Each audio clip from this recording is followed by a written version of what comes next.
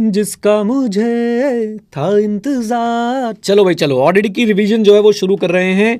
कुछ बातें बता रहा हूं, पहले इस पार्ट को बहुत ध्यान से सुन लेना। उससे पहले आप लोग कोई क्वेश्चन पूछे कमेंट बॉक्स में। मेरी रिक्वेस्ट है कि जो मैं बोल रहा हूं बातें, इनको बहुत ध्यान से सुन लीजिएगा। ये इंपॉर्टेंट डिस्कशन है, इसको मत छोड़िएगा। आपको कैसे ऑडिट प्रिपेयर करना है, इंपॉर्टेंट क्वेश्चंस कहाँ मिलेंगे, आपको इंपॉर्टेंट चैप्टर्स कौन से हैं, ये सारी बातें मैं बताने वाला हूँ। तो पूरा एंड तक इस को देखिएगा और उसके बाद जो अपनी रिवीजन शुरू करिएगा। वीडियो अगर डाउनलोड करने का सोच रहे हैं कर लीजिएगा, लेकिन इस वीडियो के नीचे आप लोगों को बहुत सारा डिस्कशन, बहुत सारे लिंक्स वगैरह मिलेंगे, उनको ज़रूर कंसिडर कर लीजिएगा। राइट, तो सबसे पहली बात बच्चों, ये इंपॉर्टेंट डिस्कशन है। दूसरी बात, मैं आपके साथ इंपॉर्टेंट टॉपिक्स और क्वेश्चंस भी शेयर करूंगा। ये सारी चीज़ें, पहले मैं आपको एक बहुत इंपॉर्टेंट बात बता दूं, इसी वीडियो के नीचे आप लोगों को एक लिंक मिलेगा। ऑडिट के फ्री रिसोर्सेज हैं उस लिंक में, ऑडिट के फ्री रिसोर्सेज हैं। राइट, तो जो अभी हैं, जो आने वाले टाइम में होंगे, वो सब मैं आपके साथ शेयर करूंगा, वो सारे के सारे फ्री रिसोर्सेज। तो आप उस लिंक पे हमारे साथ जुड़े रहिएगा, बने रहिएगा, क्योंकि वहां पे आप लोगों को बहुत चीज़ें मिलेंगी जो आपके एग्जाम में, मिनिमम बता रहा हूं, मिनिमम अगर आप सारे लिंक्स को फॉलो करेंगे, आपके एग्जाम में वो 15 से 20 नंबर का जो है वो एडिशन कर सकते हैं, अगर आप प्रॉपरली उन लिंक्स पे दिए गए रिसोर्सेज को फॉलो करेंगे। अच्छा जी, देन प्लेलिस्ट आप लोगों के लिए एक बना दी जाएगी ऑडिट की रिवीजन की, आरटीपी की, एमटीपी की, उसको चेकआउट कर लीजिएगा। आपने इस रिवीजन वीडियो को यूज़ कैसे करना है, देखिए हम लोग क्या करेंगे, पहले ऑडिट के बेसिक्स रिवाइज करेंगे, फिर चैप्टर 1 का जो कोर कंटेंट है उसमें जाएंगे। अब जो नालायक बच्चे होंगे वो बेसिक को बोले हैं ये तो मुझे आता है, मैं बता रहा हूँ कोनी मार के गिरा दिए जाओगे अगर तुमने ऐसे बोला तो भाई पूरा अच्छे से पढ़ाई करना, बेसिक्स को पहले रिवाइज करना, उसके बाद चैप्टर 1 के कंटेंट में डीप डाइव करवाऊंगा आपको, फिर मेरे साथ वहां पे रिवाइज कर लेना। आपने यूज कैसे करना है, आपकी अप्रोच क्या होनी चाहिए, मैं एक चीज की एक्सपेक्टेशन रख रहा हूं कि आपने पहले पढ़ाई करी हुई है, आप लोग यहां पर रिवीजन के लिए आए हैं। अगर आपने पढ़ाई नहीं करी है तो edu91.org पे जाके क्लासेस परचेज कर सकते हैं ऑडिटिंग की, सीए इंटर और सीए फाइनल। और अगर सीए इंटर की क्लासेस आपने परचेज करी थी ऑडिटिंग की, तो सीए फाइनल पे आपके लिए रहेगा 50% flat off for our students only. Right, अच्छा जी, अब जरा ध्यान से देखिए कैसे यूज करना है। आपने रिवीजन वीडियो का एक टॉपिक प्ले करना है। राइट, उस टॉपिक के बाद आपने पॉज कर देना है। पॉज करने के बाद आपने उस टॉपिक को अपने स्टडी मैट से, अपने स्टडी मैट मतलब अगर आपके पास मेरी बुक है उससे पढ़िए, नहीं तो आपके पास मेरी बुक नहीं है तो आप लोग वीडियो को ही पॉज करके वहीं से रीड कर लो, मेरे नोट्स होंगे हैंड रिटन नोट्स, वहां से रीड कर लो, और उसके बाद जो है उस टॉपिक को एक बार बोल के देख लो, ऐसे जैसे आप किसी को समझा रहे हो। बस इसी फ्लो में आप लोग आगे बढ़ते जाएं, दैट्स इट। इसके अलावा कोई और फ्लो है तो वो आप लोग मुझे बता दीजिएगा। कवरेज आपको बहुत अच्छी मिलेगी इन रिवीजन वीडियोस के अंदर। मैंने आईसीए का स्टडी मैट फॉलो किया है, अपनी बुक फॉलो करी है, अपने हैंड रिटन नोट्स फॉलो करे हैं। आप लोग इस रिवीजन वीडियो में जो भी दिख रहा है उसी से फिर आगे आप रीड कर सकते हैं, और कवरेज में आपको सबसे बढ़िया कवरेज मिलेगी, ये पूरी इंडस्ट्री में आपको मैं गारंटी दे देता हूं। मतलब एट पार इंडस्ट्री आपको शायद ही कवरेज दे पाए, बट कोई बात नहीं, हमारी कोशिश रहेगी कि आपको बेस्ट से बेस्ट कवरेज दी जाए। अच्छा, एक बात आपसे रिक्वेस्ट करूंगा बच्चों, प्लीज टाइम स्टैम्प बना देना टॉपिक वाइज नीचे कमेंट बॉक्स में, टाइम स्टैम्प जरूर बना देना। ओके, और टाइम स्टैम्प के साथ साथ आप अच्छी कम्युनिटी भी बना सकते हैं, नीचे अपने डाउट्स पूछ सकते हैं, दूसरों के डाउट सॉल्व कर सकते हैं, ऑडिट को लेके आपको क्या प्रॉब्लम आ रही है वो बता सकते हैं। मैं कोशिश करूंगा कुछ डाउट्स को रिप्लाई करने की, नहीं तो आप लोग आपस में एक दूसरे के डाउट्स को अच्छे से रिप्लाई कर सकते हैं। ऑडिट का पॉडकास्ट भी अवेलेबल है, a4audit.com पे आप लोग विजिट कर सकते हैं, उस सब मैं आपको फ्री रिसोर्सेज में दे दूंगा, टेंशन मत लीजिए। राइट, तो कवरेज प्रॉपर मिलेगी, ऑडिट पॉडकास्ट मैंने बता दिया, टाइम स्टैम्प्स मैंने आपको बोला है, रिक्वेस्ट कर रहा हूं आपसे बना दीजिएगा, आपका होमवर्क है। राइट, और कम्युनिटी बना दीजिए नीचे, बिल्कुल एकदम डिस्कशन कर दीजिए बढ़िया वाला।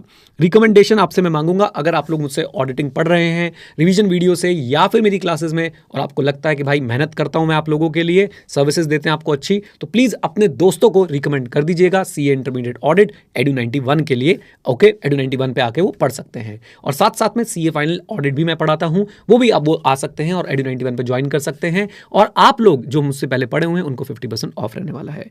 एंड फ्री रिसोर्सेज के बारे में मैंने आपको बता ही दिया है, उन फ्री रिसोर्सेज को जाके एंजॉय कीजिए। अब हम लोग चलते हैं पहले बेसिक्स, फिर उसके बाद जो है चैप्टर 1 में डीप डाइव, और फिर आगे के टॉपिक्स वगैरह मैं आप लोगों को कवर कराता जाऊंगा। आ जाओ एंड छा जाओ। Okay, let's start. चलिए बच्चों, हम लोग क्या करते हैं, अब रिवीजन कर लेते हैं अपने चैप्टर 1 की। सबसे पहले हमने ऑडिटिंग की डेफिनेशन पढ़ी थी। ऑडिटिंग क्या है बेटा, इंडिपेंडेंट एग्जामिनेशन है, किसका, financial information of an entity. Independent का मतलब क्या होता है, your judgement should not be subordinate to the wishes of other person, specifically the person who is appointing you. Okay. Financial information क्या होती है बेटा? Information which is expressed in financial terms, और इसी से बनती है फाइनेंशियल स्टेटमेंट। जब हम हिस्टोरिकल फाइनेंशियल इन्फॉर्मेशन को स्ट्रक्चर्ड रिप्रेजेंटेशन में डाल देते हैं तो वो बन जाती है फाइनेंशियल स्टेटमेंट। तो independent examination of historic of financial information of an entity, right. Entity कैसी भी हो सकती है, प्रॉफिट ओरिएंटेड और not, irrespective of size, size does not matter, and the legal form. Legal form बोले तो आप इंडिविजुअल है, एचयूएफ है, एओपी है, पार्टनरशिप फॉर्म है, कंपनी है, एंटिटी कोई भी हो सकती है। और ultimately what is the goal of the auditing? The goal of the auditing is to express an opinion thereon. यही इस डेफिनेशन का एनालिसिस है कि इंडिपेंडेंस का मतलब होता है your judgement should not be subordinate to the wishes और direction of another person. Audit बच्चों हर तरह की एंटिटी का करना होता है, चाहे वो प्रॉफिट हो चाहे नॉन प्रॉफिट ओरिएंटेड हो। साइज कुछ भी हो सकता है, लीगल फॉर्म कुछ भी हो सकता है। पर्पस होता है to express an opinion. Historical financial information के ऑडिट की हम लोग बात कर रहे हैं। हिस्टोरिकल फाइनेंशियल इन्फॉर्मेशन में आपको एक बात ध्यान रखनी है, information is express in financial terms, but याद रखिएगा ये फाइनेंशियल टर्म्स में तो होती है, लेकिन किससे रिलेटेड होती है? पास्ट पीरियड से रिलेटेड होती है। फिर फाइनेंशियल स्टेटमेंट्स क्या होते हैं? Structured representation of historical financial information, right. Structured representation of historical financial information, okay. ये भी बच्चों आपके पास्ट पीरियड के बारे में आपको बताती हैं। याद रखिएगा हिस्टोरिकल है, हिस्टोरिकल मतलब पास्ट पीरियड, और अगर प्रोस्पेक्टिव फाइनेंशियल स्टेटमेंट हो तो वो होता है बेटा फ्यूचर पीरियड। वो हम आगे चल के पढ़ेंगे भी। नाउ हमने फिर पढ़ा था ऑब्जेक्टिव ऑफ ऑडिटर क्या होता है। सबसे पहले बच्चों मैं आपको बोलूंगा कि ऐसे 200 का नाम एक बार याद कर लेते हैं। आईसीआई क्या लिखा था हमने इसका कि भाई अगर 200 नहीं पढ़ोगे तो मिलेगा बेटा आपको आईसीआई से झांसा। ऐसे 200 है कौन सा? उय्या कासा। बहुत बढ़िया, आ जाओ आ जाओ आ जाओ। उय्या कासा का फुल फॉर्म क्या है? उय्या कासा, overall objective of an independent auditor and conduct of an audit in accordance with standards on auditing, right. उय्या कासा। अब उय्या कासा के हिसाब से बच्चों ऑब्जेक्टिव क्या है? Number 1, to obtain reasonable assurance that financial statement as a whole are free from material misstatement. मेरे साथ रिपीट कर दो, obtain reasonable assurance that financial statement are free from material misstatement whether due to fraud and error. And उसके बाद हम लोग क्या करेंगे? We will express an opinion that financial statement are prepared in all material respect in accordance with the applicable financial reporting framework. हाँ जी, financial statement are prepared in all material respect in accordance with the applicable financial reporting framework. तो ये दो चीजें, obtain reasonable assurance that financial statement as a whole are free from material misstatement, and secondly हम लोग क्या करते हैं? We express an opinion whether financial statement are prepared in all material respect as per applicable financial reporting framework. Then we are going to report on the financial statement and communicate as required by essays. 3 बातें थी, हमने तीनों पढ़ ली हैं। एक था reasonable assurance वाली बात, एक थी बच्चों ओपिनियन वाली बात, और एक है हमारे पास रिपोर्टिंग एंड कम्युनिकेशन वाली बात, RAORC। अच्छा जी, ये अभी हमने नहीं पढ़ा है एक्चुअल लैंग्वेज, इसको इग्नोर कर दीजिए। फिर हमने ओपिनियन में से जो जो शब्द निकल रहे थे हमने उन पे डिटेल में काम किया, जैसे कि रीजनेबल एश्योरेंस क्या होती है? High but not absolute level of assurance. उसके बाद बात करता हूं मीनिंग ऑफ एश्योरेंस एंगेजमेंट की। मीनिंग ऑफ एश्योरेंस एंगेजमेंट, सबसे पहले एंगेजमेंट क्या है? It is an arrangement to do something. हाँ जी, it is an arrangement to do something. तो रीजनेबल एश्योरेंस हमने पढ़ लिया, high but not absolute. But what do you mean by assurance? Assurance का मतलब होता है ओपिनियन देना। एश्योरेंस का मतलब होता है ओपिनियन देना। अब उसके हम सारी चीजें जो है डिटेल में पढ़ने वाले हैं। एश्योरेंस एंगेजमेंट में क्या होता है? आइए मैं आपको अपने हैंड रिटन नोट्स में ले चलता हूं बच्चों। हमने डायग्राम बहुत अच्छे से बनाया था, उस पर हमने काफी मेहनत करी थी। याद रखिए एश्योरेंस एंगेजमेंट में क्या होगा? एक इंटेंडेड यूजर होगा, इसको हम गंदा नहीं करेंगे। एक इंटेंडेड यूजर होगा, एक सब्जेक्ट मैटर होगा, सब्जेक्ट मैटर को बनाने वाली रिस्पॉन्सिबल पार्टी होगी, सब्जेक्ट मैटर को बनाने वाली रिस्पॉन्सिबल पार्टी होगी। इंटेंडेड यूजर जो है एक प्रैक्टिशनर को हायर करेगा और उससे बोलेगा कि सब्जेक्ट मैटर को चेक कर दो अगेंस्ट द सूटेबल क्राइटेरिया। अब हमारा जो प्रैक्टिशनर होगा ये सब्जेक्ट मैटर को सूटेबल क्राइटेरिया के अगेंस्ट चेक करके क्या ऑब्टेन करेगा? एविडेंस ऑब्टेन करेगा। कम ऑन, क्या ऑब्टेन करेगा? एविडेंस ऑब्टेन करेगा, कंक्लूजंस बनाएगा और अपना ओपिनियन इंटेंडेड यूजर को दे देगा, राइट। इसी डायग्राम से आपको बहुत कुछ सीखने को मिलेगा। ऑडिट भी एक एश्योरेंस एंगेजमेंट होता है। ऑडिट में रीजनेबल एश्योरेंस ऑब्टेन करता है प्रैक्टिशनर। सुनिए, एंगेजमेंट एक प्रैक्टिशनर है जो एविडेंस ऑब्टेन करता है ताकि वो क्या कर पाए? अपना ओपिनियन और कंक्लूजन एक्सप्रेस कर पाए, जिससे कि degree of confidence of intended user जो है वो बढ़ जाएगी। तो in assurance engagement the practitioner obtain sufficient appropriate audit evidence, sufficient appropriate evidence, क्योंकि मैं एश्योरेंस एंगेजमेंट की बात कर रहा हूं तो ऑडिट एविडेंस वर्ड में यहां पे यूज नहीं करूंगा। I will use the word sufficient appropriate evidence. क्यों? To express a conclusion design to enhance the degree of confidence of the intended user. Okay, आइए। Then, giving assurance means offering an opinion on specific information to the user of that information so that they are able to make confident decision knowing that risk of information being incorrect is reduced, right? तो giving assurance means what? Giving opinion. किसके ऊपर? Information के ऊपर। किसको? User of information को। क्यों? ताकि वो कॉन्फिडेंट डिसीजन ले पाए, क्योंकि अब हमारे एश्योरेंस के बाद, ओपिनियन के बाद इन्फॉर्मेशन के गलत होने के चांसेस जो है वो कम हो जाएंगे। एलिमेंट्स एक बहुत इंपॉर्टेंट क्वेश्चन आपके लिए एग्जाम के लिए, प्लीज इसको बिल्कुल मत छोड़िएगा। How many elements are there? आप मान के चलें देयर आर 5 एलिमेंट्स, और 5 में से सबसे पहले क्या है बच्चों? 3 party relationship, practitioner, responsible party and हमारा इंटेंडेड यूजर। प्रैक्टिशनर वो जो एश्योरेंस देगा, ओपिनियन देगा, रिस्पॉन्सिबल पार्टी वो जो सब्जेक्ट मैटर बनाने के लिए रिस्पॉन्सिबल है, और इंटेंडेड यूजर वो जो सब्जेक्ट मैटर को यूज करने वाला है, जिसके लिए रिपोर्ट बना के देगा प्रैक्टिशनर। आइए, assurance engagement. Assurance engagement involves what? Said 3 parties, above said 3 parties. कौन कौन सी? प्रैक्टिशनर जो एश्योरेंस प्रोवाइड करता है, ओके। और याद रखिएगा practitioner word is broader than auditor. Audit is a part of assurance engagement, even assurance word is broader than auditing. आ जाओ, audit is related to historical information, where is practitioner जो है वो क्या कर सकता है? वो बहुत सारी चीज़ों पे और भी एश्योरेंस दे सकता है। रिस्पॉन्सिबल पार्टी जो सब्जेक्ट मैटर के प्रिपरेशन के लिए रिस्पॉन्सिबल है। इंटेंडेड यूजर वो लोग हैं जिनके लिए क्या बन रही है? रिपोर्ट बन रही है। फिर एक और एलिमेंट क्या है? Subject matter. सब्जेक्ट मैटर वो इन्फॉर्मेशन है जो एग्जामिन की जानी है। ऑडिट के केस में financial information becomes the subject matter. Who is responsible for the subject matter? Management and those charged with governance. Audit के केस में management and those charged with governance are responsible for what? Subject matter. Assurance के terms में these are the responsible parties, come on, these are the responsible parties।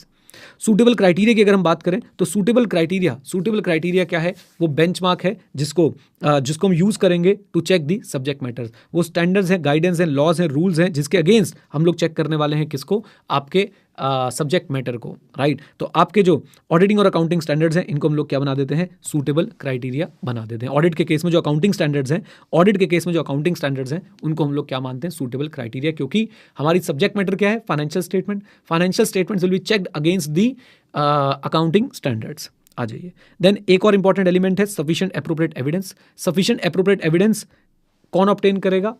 Practitioner obtain करेगा। किसको check करके? Subject matter को check करके। Evidence के base पे conclusion, और कॉन्क्लूजन के बेसिस पे ओपिनियन। अल्टीमेटली जो है एश्योरेंस जाएगी आपकी एविडेंस, कॉन्क्लूजन, ओपिनियन के फॉर्म में, ओके। तो सफिशिएंसी का मतलब क्या होता है? क्वांटिटी। एप्रोप्रिएटनेस का मतलब होता है क्वालिटी। क्वालिटी के साथ 2 वर्ड मैंने और जोड़ दिए, रेलेवेंस एंड रिलायबिलिटी।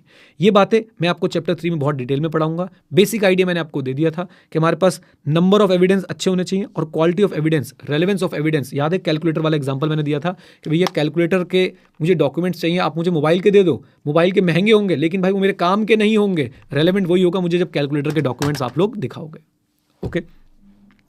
तो ये हो गया सफिशिएंट एप्रोप्रिएट एविडेंस की बातचीत, ओके। देन बात करते हैं हम लोग किसकी? आखिरी एलिमेंट, रिटन एश्योरेंस रिपोर्ट। यही तो फाइनल आउटकम है किसका? आपके एश्योरेंस एंगेजमेंट का।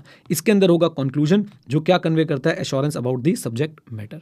तो सुनिए, हमने ओपिनियन में पढ़ा था कि रीजनेबल एश्योरेंस ऑब्टेन करनी है। हमने रीजनेबल एश्योरेंस का मीनिंग डिटेल में पढ़ लिया। हमने एश्योरेंस एंगेजमेंट की काफ़ी सारी डिटेल पढ़ ली जो एग्जाम के लिए बहुत इंपॉर्टेंट है। अब चलते हैं अपने ओपिनियन में से और वर्ड्स ढूंढने के लिए, और वो क्या है? Miss statement. मिस स्टेटमेंट क्या होता है बेटा? मिस स्टेटमेंट है difference between the actual ACPD, amount classification presentation disclosure, and the required ACPD, required amount classification presentation disclosure, और रिपोर्टेड या फिर actual amount classification presentation disclosure in the financial statement. तो जो हुआ और जो होना चाहिए था उनके बीच के डिफरेंस को मिस स्टेटमेंट बोल देते हैं। जो हुआ कहां पे? फाइनेंशियल स्टेटमेंट में। जो होना चाहिए था कहां पे? कम ऑन, जो होना चाहिए था कहां पे? As per applicable financial reporting framework. उनके बीच में जब डिफरेंस आ जाता है उसे बेटा हम लोग क्या बुला देते हैं? मिस स्टेटमेंट बुला देते हैं। तो ACPD of a reported financial statement item and the ACPD that is required for the item in accordance with the applicable financial reporting framework. Misstatement किन कारणों से हो सकता है? फ्रॉड से हो सकता है और एरर से हो सकता है। दोनों के बीच में डिफरेंस क्या होता है? इंटेंशन का। फ्रॉड इंटेंशनल होता है और एरर बेटा क्या होता है? अनइंटेंशनल होता है। फ्रॉड इंटेंशनल होता है और एरर क्या होता है? अनइंटेंशनल होता है। आ जाइए, देन फिर हम बात करते हैं, हमें ढूंढनी थी मटेरियल मिसस्टेटमेंट। एक मिसस्टेटमेंट को मटेरियल कब माना जाता है? व्हेन इट कैन इंडिविजुअली और in aggregate could be expected to influence the economic decision of the user taken on the basis of the financial statement. When individually or in aggregate could reasonably be expected to influence the economic decision of the user taken on the basis of the financial statement. Types of opinion की बात करते बच्चों, हमारे पास major तरीके से अगर मैं आपको दिखाऊं जो आज हमने क्लास नोट्स बनाए थे उसमें ले चलूँ तो लीजिए, एक होता है क्लीन ओपिनियन, एक होता है मॉडिफाइड ओपिनियन। क्लीन ओपिनियन को हम लोग अनमॉडिफाइड ओपिनियन भी बोलते हैं, लेकिन मॉडिफाइड ओपिनियन को हम लोग अनक्लीन ओपिनियन नहीं बोलते हैं। डिटेल्स इसकी चैप्टर 8 में आएंगी, लेकिन बेसिक आइडिया हमने यहाँ पे ले लिया था। मॉडिफाइड ओपिनियन दो केस में दे सकते हैं। आपके पास सफिशिएंट एप्रोप्रिएट ऑडिट एविडेंस आ गया है, सफिशिएंट एप्रोप्रिएट ऑडिट एविडेंस आ गया है, यानी आपके पास क्वांटिटी और क्वालिटी वाला ऑडिट एविडेंस आ गया है कि financial statement are not free from material misstatement. Financial statement are not free from material misstatement, यानी फाइनेंशियल स्टेटमेंट के अंदर मटेरियल मिसस्टेटमेंट है। ओके, फिर आप उसका इंपैक्ट चेक करते हैं मटेरियल मिसस्टेटमेंट का, परवेजिव है तो एडवर्स ओपिनियन, नॉट परवेजिव है तो क्वालिफाइड ओपिनियन। फिर दूसरा केस है, you are unable to obtain sufficient appropriate audit evidence. आपके पास सफिशिएंट एप्रोप्रिएट ऑडिट एविडेंस आया ही नहीं है, आपके पास सफिशिएंट एप्रोप्रिएट ऑडिट एविडेंस आया ही नहीं है, तो आप लोग क्या करेंगे, आप लोग इंपैक्ट चेक करेंगे। परवेजिव है तो डिस्क्लेमर ऑफ ओपिनियन दे देते हैं, यानी ओपिनियन एक्सप्रेस नहीं करेंगे, और नॉट परवेजिव है तो बेटा हम लोग क्वालिफाइड ओपिनियन दे देंगे। कौन सा ओपिनियन? क्वालिफाइड। तो क्वालिफाइड ओपिनियन हम दोनों केस में दे सकते हैं। याद रखिएगा, क्वालिफाइड में सिर्फ कोई जो गलती है वो पूरी फाइनेंशियल स्टेटमेंट को इंपैक्ट नहीं कर रही है। आपको जिसके लिए एविडेंस नहीं मिला है वो पूरी फाइनेंशियल स्टेटमेंट को इंपैक्ट नहीं कर रहा है, तो हम कौन सा ओपिनियन देते हैं? क्वालिफाइड ओपिनियन दे देते हैं। I hope this is clear. अच्छा, क्लीन ओपिनियन हम लोग कब देते हैं बेटा? क्लीन ओपिनियन हम लोग देंगे when financial statement are free from material misstatements. हमारे पास क्या आ चुकी है? Reasonable assurance, RA, reasonable assurance that FS are free from MMS, and we are now able to express the opinion that financial statement are prepared as per applicable financial reporting framework. अब material misstatement के साथ लिख रहा हूँ FE, financial statement are free from material misstatement whether due to fraud and error, and financial statement are prepared as per applicable financial reporting framework. Done. ये होता हमारा clean opinion देने का जो है सर्कमस्टांसेस। चलिए, ये हमने पढ़ लिया था। इसके बाद बच्चों ने बहुत इंपॉर्टेंट वर्ड को देखा, परवेजिव। परवेजिव क्या है? Pervasive in auditing is used to describe the effect of misstatement. Pervasive कोई चीज़ है या नहीं वो हम देखते हैं as per the auditors judgement. Auditor को कुछ बातें माइंड में रखनी है to determine whether the impact is pervasive और नॉट। तो पहली बात ये है, if it is not confined to a single item it is not pervasive, right? I should say if it is not confined to a specific item it is pervasive. मैं दोबारा repeat करता हूं बेटा, इस बात को कंफ्यूज मत होना। अगर मिसस्टेटमेंट का इंपैक्ट एक आइटम तक कन्फाइंड है, तो परवेजिव नहीं है, और एक आइटम पे कन्फाइंड नहीं है यानी मल्टीपल आइटम्स पे इंपैक्ट आ रहा है तो परवेजिव है, राइट? फिर हम नीचे बोलते हैं कि अगर स्पेसिफिक आइटम तक भी कन्फाइंड हो गया, तो भी परवेजिव हो सकता है if it cover substantial proportion of the financial statement. Inventory वाला एग्जांपल आई होप आपको क्लास में दिया था, याद है? फिर से बोल देता हूं कि अगर generally speaking if it is confined to a single item not pervasive, confined to a single item not pervasive, not confined to a single item pervasive. Okay, but even if it is confined to a single item can be treated as pervasive अगर वो substantial proportion cover करता है, किसका? Financial statement का। अच्छा जी, disclosures की बात करूं तो डिस्क्लोजर्स हम लोग कब परवेजिव मानते हैं? हम तब परवेजिव मानते हैं जो डिस्क्लोजर फंडामेंटल है, यानी कि बेसिक है, इंपॉर्टेंट है for the users understanding of the financial statement. Going concern वाला एग्जांपल याद रखिएगा। आइए, दोस्त चाविद गवर्नेंस कौन होते हैं? जिनके ऊपर रिस्पॉन्सिबिलिटी होती है of strategic direction and obligation की। ये इंडिविजुअल भी हो सकते हैं और ऑर्गेनाइजेशंस भी हो सकती हैं, जिनके ऊपर, फिर से बोल देता हूं, रिस्पॉन्सिबिलिटी होती है स्ट्रेटेजिक डायरेक्शन की और obligation related to the entity. Management क्या करते हैं? एग्जीक्यूटिव रिस्पॉन्सिबिलिटी होती है कंडक्ट ऑफ द ऑपरेशन। आ जाइए, precondition for an audit की बात कर लेता हूं जल्दी से। ये हम अपने हैंड रिटन नोट से पढ़ लेंगे और जैसे जैसे आपको रिवाइज करता हूं आप भी वैसे वैसे पढ़िए। प्री कंडीशन क्या है बेटा? मैनेजमेंट की रिस्पॉन्सिबिलिटी है। मैनेजमेंट सबसे पहले तो FRF must be acceptable. Acceptable मतलब LR और नेचर की बात हो रही है। किसकी बात हो रही है? LR और नेचर की, लॉ रेगुलेशन और नेचर की बात हो रही है। लॉ रेगुलेशन के हिसाब से होने चाहिए, as per the nature of the entity होने चाहिए, तो हम बोलेंगे FRF एक्सेप्टेबल है। फिर मैनेजमेंट की रिस्पॉन्सिबिलिटी, मैनेजमेंट जानती है और मानती है, management understand and acknowledge its responsibility. PPFS as per AFRF, preparation and presentation of financial statement as per applicable financial reporting framework. याद रखिए, मैनेजमेंट की रिस्पॉन्सिबिलिटी है फाइनेंशियल स्टेटमेंट्स बनाना। DIMIC, design, implementation and maintenance of internal control so that PPFS are free from material misstatement because of fraud और error. यानी ऐसे systems बनाना, ऐसा इंटरनल कंट्रोल बनाना। इंटरनल कंट्रोल हम नेक्स्ट क्लास में यानी कि नेक्स्ट वीडियो के अंदर रिवाइज कर लेंगे, अभी के लिए साथ रहिए। Design, implementation and maintenance of internal control, ताकि preparation and presentation of financial statement हो पाए which is free from material misstatement whether because of fraud और error. Then provide the auditor with all information, additional information and दोबारा बोलता हूँ, provide the auditor with all the information, record, documentation etcetera, additional information as requested by the auditor for the purpose of audit, and unrestricted access to the persons from whom auditor determines it necessary to obtain audit evidence. ये तीनों चीजें देना भी management की responsibility में आता है। Auditor को सारी इन्फॉर्मेशन पहले खुद से दो, ऑडिटर कुछ मांगे एक्स्ट्रा तो वो दो, और ऑडिटर को अनरिस्ट्रिक्टेड एक्सेस दो to the person with an entity from whom auditor determines it necessary to obtain audit evidence. Done. चलिए जी, तो अब हम आपसे मिलते हैं रिवीजन वीडियो की नेक्स्ट पार्ट में, और ऐसे ही आपको हर रिवीजन वीडियो मिलती जाएगी, आप लोग आगे बढ़ते जाएंगे। God bless you. आ जाओ नेक्स्ट पार्ट ऑफ रिवीजन में चलते हैं, और यहाँ पे सबसे पहले हम लोग अब रिवाइज करने वाले हैं इंटरनल कंट्रोल। आप बोलोगे सर चैप्टर 1 में ही सब कुछ रिवाइज करा दोगे क्या? देखो बेसिक्स आपको सारे जो है मैं चैप्टर 1 में ही रिवाइज करा रहा हूँ, और कोर कंटेंट ऑफ चैप्टर 1 पे भी हम लोग चलने वाले हैं, ठीक है। लेकिन आप लोगों को भाई ये सारी चीज़ें पहले पता होंगी तो आपको बहुत फायदा रहेगा। तो सबसे पहले आईसी की डेफिनेशन देख लेते हैं। सिंपल सी definition, process DIM, designed, implemented and maintained by those charged with governance, management and other personnel. Okay, और याद रखिए आईसी क्या प्रोवाइड करता है? Reasonable assurance. रीजनेबल एश्योरेंस क्यों? क्योंकि आईसी की अपनी इनहेरेंट लिमिटेशन होती है, जैसे collusion among people, collusion among employees, right. Collusion मतलब होता है मिलीभगत। तो ये चीज़ें हम लोग चैप्टर नंबर 3 में 4 में आगे डिटेल में पढ़ेंगे, लेकिन अभी के लिए आईसी देता है reasonable assurance with respect to 4 things, और 4 थिंग्स क्या है? Reliability of financial reporting, effectiveness and efficiency of operation, safeguarding of asset and compliance with applicable law और regulation. Okay? अच्छा, आपको एक बार और याद दिला दूं कि अगर आप लोगों को फ्री रिसोर्सेज चाहिए, ऑडिट से रिलेटेड फ्री रिसोर्सेज अगर आप लोगों को चाहिए तो आप लोग विजिट कर सकते हैं edu91.org पे। उस पर मैं आप लोगों को लिंक्स दे दूंगा बहुत सारे, आपको कमेंट बॉक्स में इसी वीडियो के मिल जाएंगे। प्लीज़ अगर आप लोग ये वीडियो डाउनलोड करके देख रहे हैं तो एक बार फिर विजिट कीजिए इस वीडियो के पास, और देखिए कमेंट्स में आपको जो है फ्री रिसोर्सेज के लिंक मिलेंगे, उनका पूरा से पूरा फायदा उठाइए। MCQs हैं, कुछ क्वेश्चंस हैं प्रैक्टिस के लिए, और डेली राइटिंग प्रैक्टिस वगैरह भी आप लोग एक्सेस कर सकते हैं completely free of cost. Okay, तो रीजनेबल एश्योरेंस 2-3 चीजों को लेके, FR financial reporting, effectiveness and efficiency of operation, safeguarding of asset and compliance with applicable law and regulation. याद रखिएगा, हम लोग आगे चल के कॉन्सेप्ट पढ़ेंगे बच्चों, ये सारी चीजें आपको अब पता होनी चाहिए। Internal financial control with respect to financial reporting, तो ऑडिटर का काम मेनली कौन से आईसी पे फोकस होता है?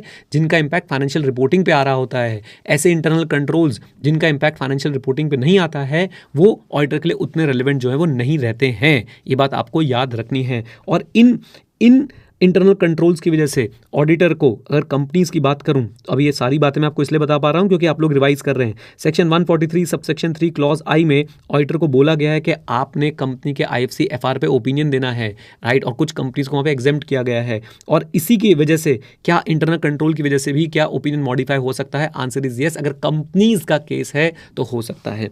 आइए, effectiveness and efficiency of operation, safeguarding of asset and applicable law and regulation. Okay, तो ये हो गया हमारा internal control. Now let's talk about, अच्छा ये सारी बातें मैंने आपको क्लास में बताई थी कि याद रखिए जहां पे रिस्क है वहां पे कंट्रोल होगा ही होगा। जहां पे रिस्क है वहां पे कंट्रोल है। रिस्क है तो इश्क नहीं बेटा, रिस्क है तो कंट्रोल है। और याद रखिएगा, ये इंटरनल कंट्रोल आपके फाइनेंशियल रिपोर्टिंग को रिलायबल बनाने में हेल्प करते हैं। डायरेक्ट इंपैक्ट आता है इंटरनल कंट्रोल का ACPD के ऊपर। किसके ऊपर? ACPD के ऊपर, amount classification, presentation and disclosure के ऊपर।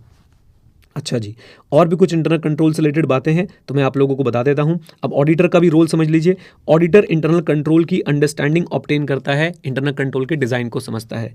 Auditor may test the internal control. याद रखिए, हम लोग स्टैंडर्ड्स पढ़ रहे हैं, एसएस पढ़ रहे हैं, और एसएस सिर्फ कंपनी पे एप्लीकेबल नहीं होते हैं।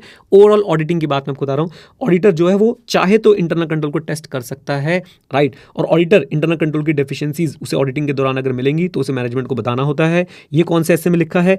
एसए 265 के अंदर लिखा है। एसए के रेफरेंस साथ साथ देता हुआ चल रहा हूं आप लोगों को। एसए आपकी स्ट्रेंथ बनेंगे, चिंता मत कीजिए। और ऑडिटर जो है वो सजेशन भी देता है आईसी इंप्रूवमेंट के लिए, बिल्कुल दे सकता है। मैनेजमेंट को डेफिशिएंसी बता सकता है, मे टेस्ट दी आईसी। और याद रखिएगा, इंटरनल कंट्रोल को वो इंटरनल कंट्रोल बनाने के लिए रिस्पॉन्सिबल नहीं होता है, इंटरनल कंट्रोल की अंडरस्टैंडिंग जो है वो ऑब्टेन करता है। और एक चीज याद रखिएगा, इंटरनल कंट्रोल की टेस्टिंग कुछ केसेस में जो है वो मैंडेटरी हो जाती है, अगर लॉ और रेगुलेशन की रिक्वायरमेंट है, अगर लॉ और रेगुलेशन की रिक्वायरमेंट है, या फिर अगर सोफेस्टिकेटेड सिस्टम है, फॉर एग्जांपल ऑटोमेटेड एनवायरनमेंट अगर है, यानी कंप्यूटर्स का बहुत ज़्यादा यूज़ होता है, तो इंटरनल कंट्रोल की टेस्टिंग के बिना जो है हम लोग ओपिनियन नहीं दे पाएंगे, राइट। ये सारी बातें आप लोग डिटेल में पढ़ेंगे, बिल्कुल चिंता मत कीजिए। खैर, एक बार जल्दी से मेरे साथ आइए और ये इंटरनल कंट्रोल वाली बात मैं आपको यहाँ से भी दोबारा रिवाइज करा देता हूँ। So this is a process design implemented maintained by TCWG management and other personnel. It provides reasonable assurance with respect to 4 things: reliability of financial reporting, effectiveness, efficiency of operation, safeguarding of asset, compliance with law regulation. Auditor के लिए यही important है। Role of auditor, याद रखिए, in general auditor को opinion नहीं देना होता है आईसी पे। ऑडिटर अपना ओपिनियन नहीं देता है आईसी पे।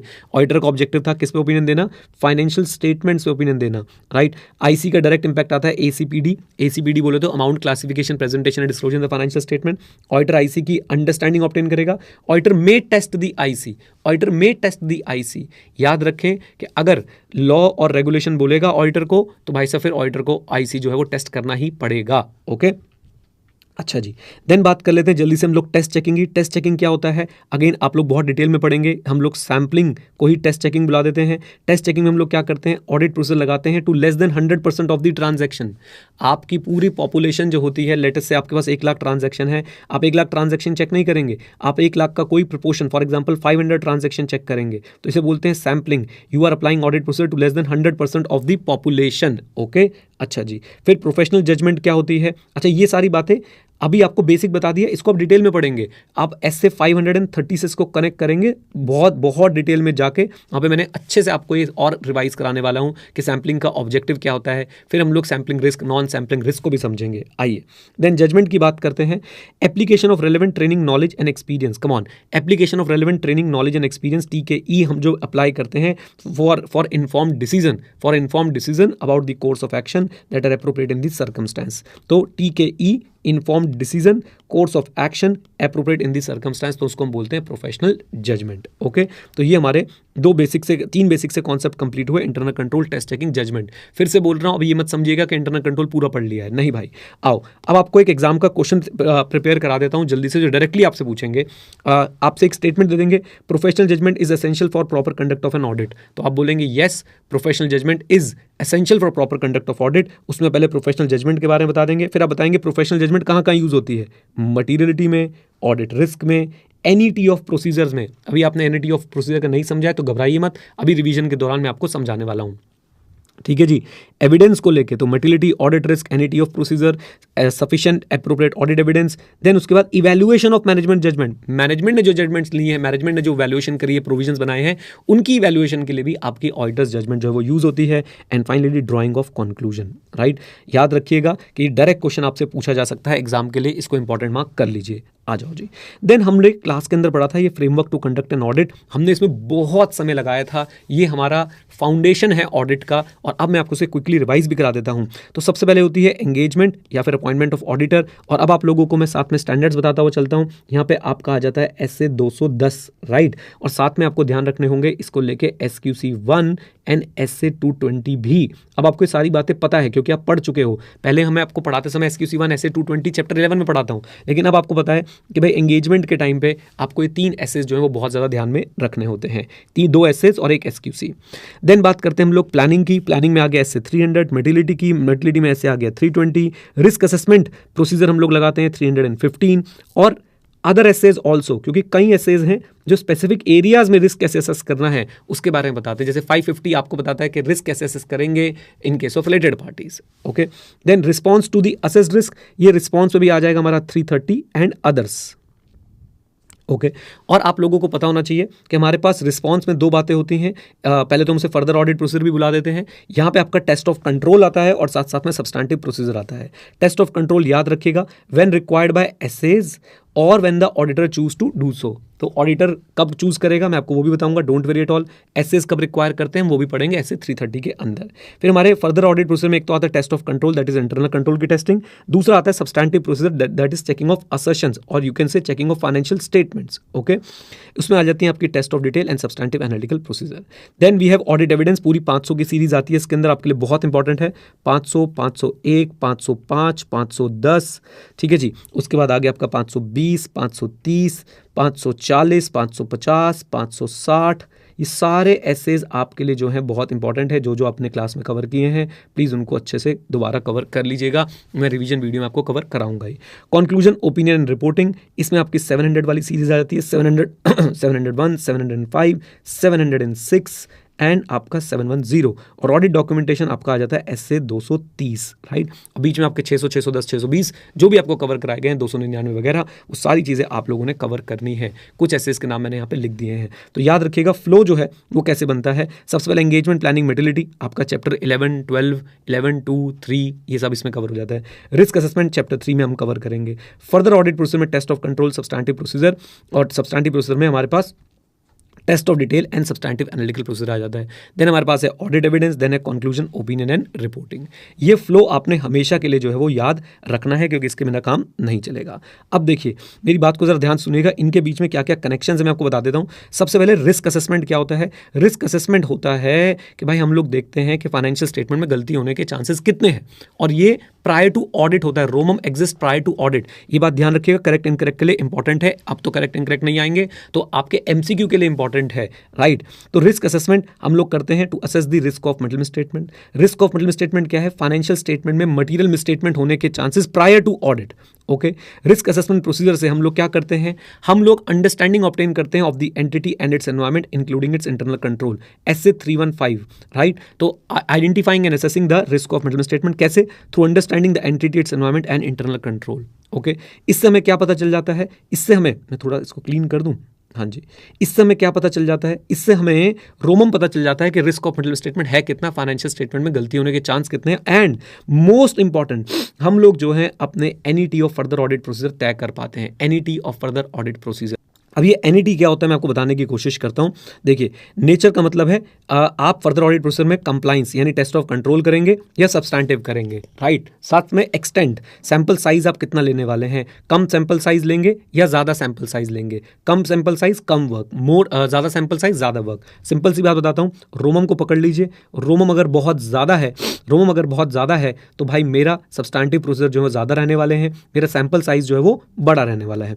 टाइमिंग क्या होती है? बहुत डिटेल में डिस्कशन किया था। Interim period and sum transaction at the year end और all year end in detail. Practically दोनों चलता है, बट थ्योरी वाइज आप लोग समझ लीजिए कि ये आपका ईयर है, आप सिर्फ इंटरिम पीरियड प्लस कुछ ईयर एंड करना चाहते हैं, या फिर ईयर एंड को बहुत डिटेल में सारी चीज़ें, सारी चेकिंग जो है आप लोग ईयर एंड पे ही करना चाहते हैं। तो ये डिपेंड करता है कि रोमम पे। अगर रोमम कम है तो ये स्थिति बनती है कि हम लोग इंटरिम पीरियड करेंगे और उसके बाद ईयर एंड पे कुछ चेकिंग कर लेंगे।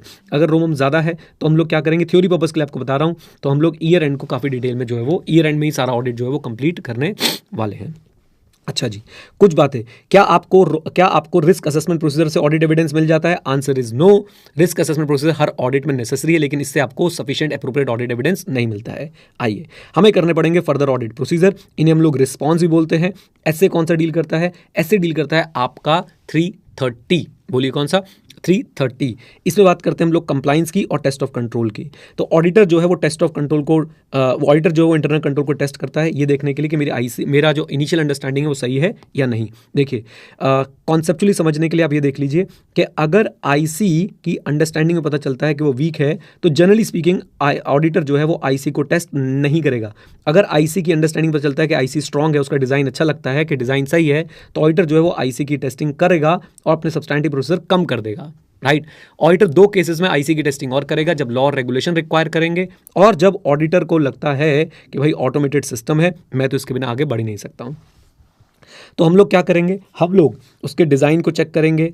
ओके, अगर डिज़ाइन सही नहीं है तो हम लोग सीधा सब्सटैंटिव प्रोसीजर पे जाएंगे, और अगर डिज़ाइन सही है तो हम लोग फिर उसकी एफिशिएंसी और इफेक्टिवनेस को चेक करेंगे, यानी ऑपरेशन और कॉन्टिन्यूटी को हम लोग जो है वो चेक करने वाले हैं। ओके, और ऑपरेशन और कॉन्टिन्यूटी का डायरेक्टली इंप्लीमेंटेशन और मेंटेनेंस का डायरेक्ट इंपैक्ट आने वाला है किसके ऊपर?